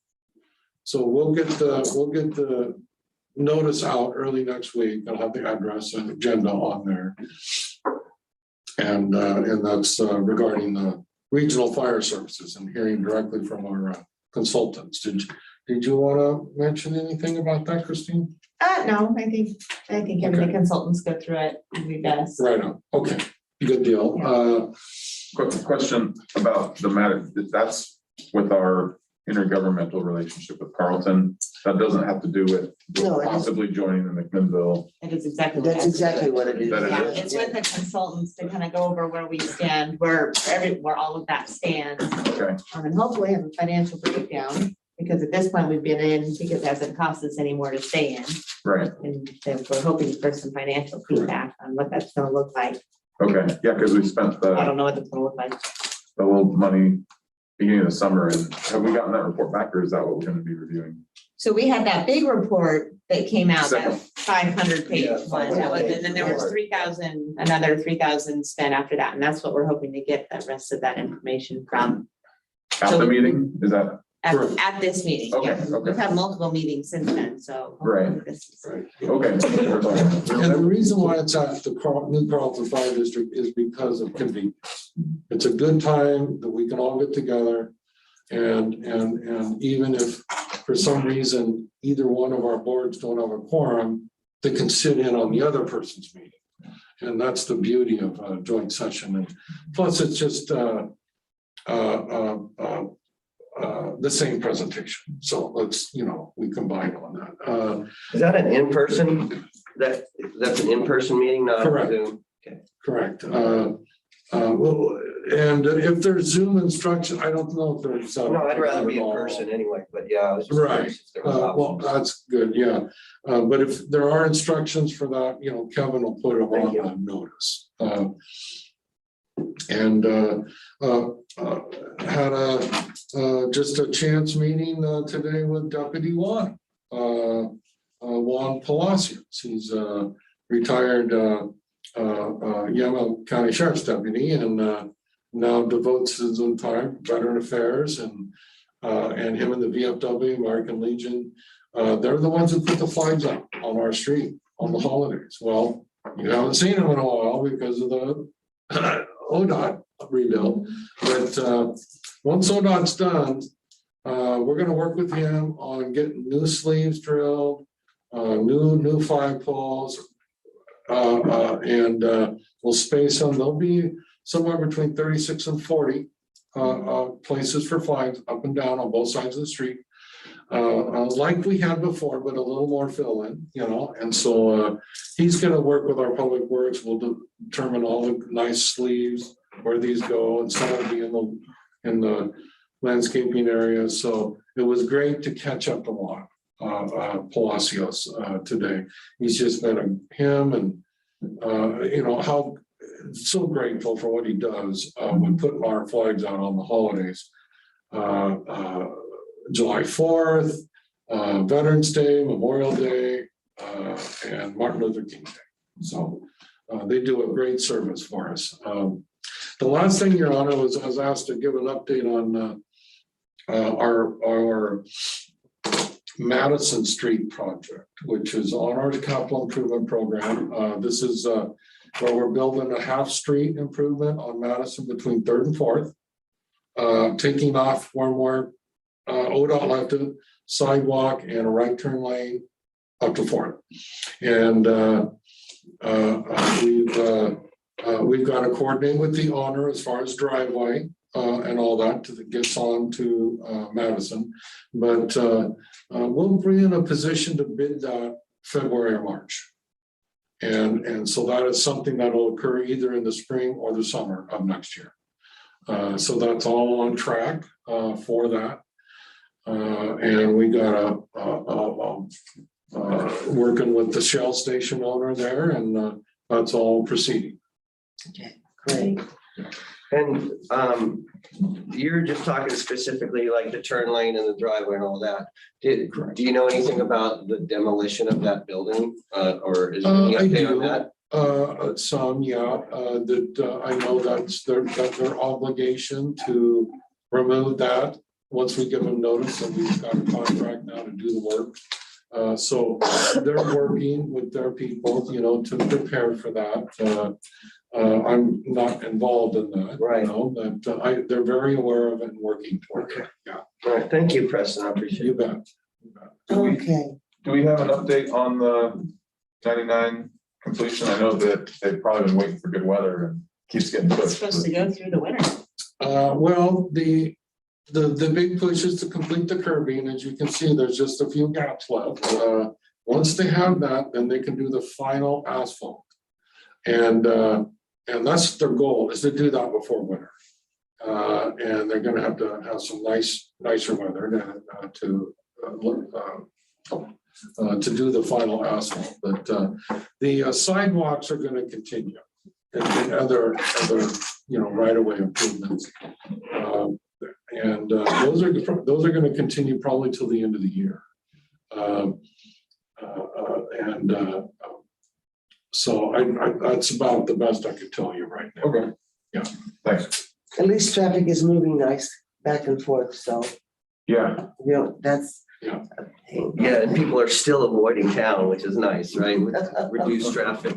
So, Well, the restaurants I visited, the difference is night and day. I mean, it is just amazing, what the traffic will do. And you might recall they opened it all up for Labor Day. And the restaurants were doing really good, or even then. So it's glad to see the light at the end of the tunnel. It really is. yeah, it's looking good. Okay, committee reports. Anything to lead a report about your committee? No, the Parkway Committee, Carrie Hinton, who was fantastic there. She was a big part of it, just left. So they're kind of circulating some things around. So as Greg and I have discussed, I'm a little bit behind on copies of minutes, but those should be forthcoming. But otherwise, no, they're still pushing forward. A lot of what's happening in Washington, D.C. right now is some of the stuff they're waiting on. You think that they're gonna get some money on that infrastructure bill? That's the hope. That's the hope. Okay, great. Okay, any counselor reports? Okay, I only have two real quick things. We finally got a commitment from Comcast to install Wi-Fi at the community center. Monday. And we can thank the mayor for that.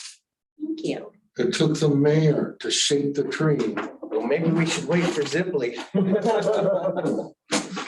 Anyway, so that's done. And then the other thing is that there was a mistake made on the newsletter. It says that the tree lighting is going to be at the city hall. It's not going to be at City Hall this year. It's going to be at Joel Perkins.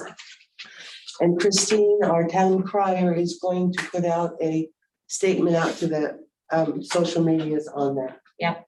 So everybody will know. So everybody, if anybody asks you, can correct that. Yeah, we're gonna take some steps on our website too, and Yeah. even on the reader board, the week of November 15th, we'll flip it and mention the tree lighting, at Perkins Park. We could have a fun run from here to the park. It starts at the time and give it like 5 minutes to get up. That's a nice short one. I There like it. you go. That's a good None of this idea. 5K stuff, we're not doing that. You earned your prize. I don't think I can even go that far. Okay, so the next thing is our executive session. And Marie, I need to jump in at this point and let Oh, I'm everybody sorry. know I have an ongoing conflict regarding the Jefferson Street property. So I will be signing off from here. If after the executive session, there are other substantive voting matters, Kevin can feel free to give me a call and I'll jump back on the meeting. Okay, great. Thanks, Lee. Thank you all. Okay, the Lafayette City Council will now meet in executive session under Oregon 192.6602E to conduct deliberations with persons designed by the governing body to negotiate real property transactions. Representatives of the news, media, and designated staff shall be allowed to attend the executive session. Representatives of the news media are specifically directed not to report on any of the deliberations during the executive session, except to state that the general subject of the session as previously announced. No decision may be made in executive session. All other members of the audience are asked to leave the room. For those watching the meeting via the YouTube stream, there will be a break in the stream. At the close of the executive session, the council will return to open session to adjourn the meeting. The YouTube live stream will be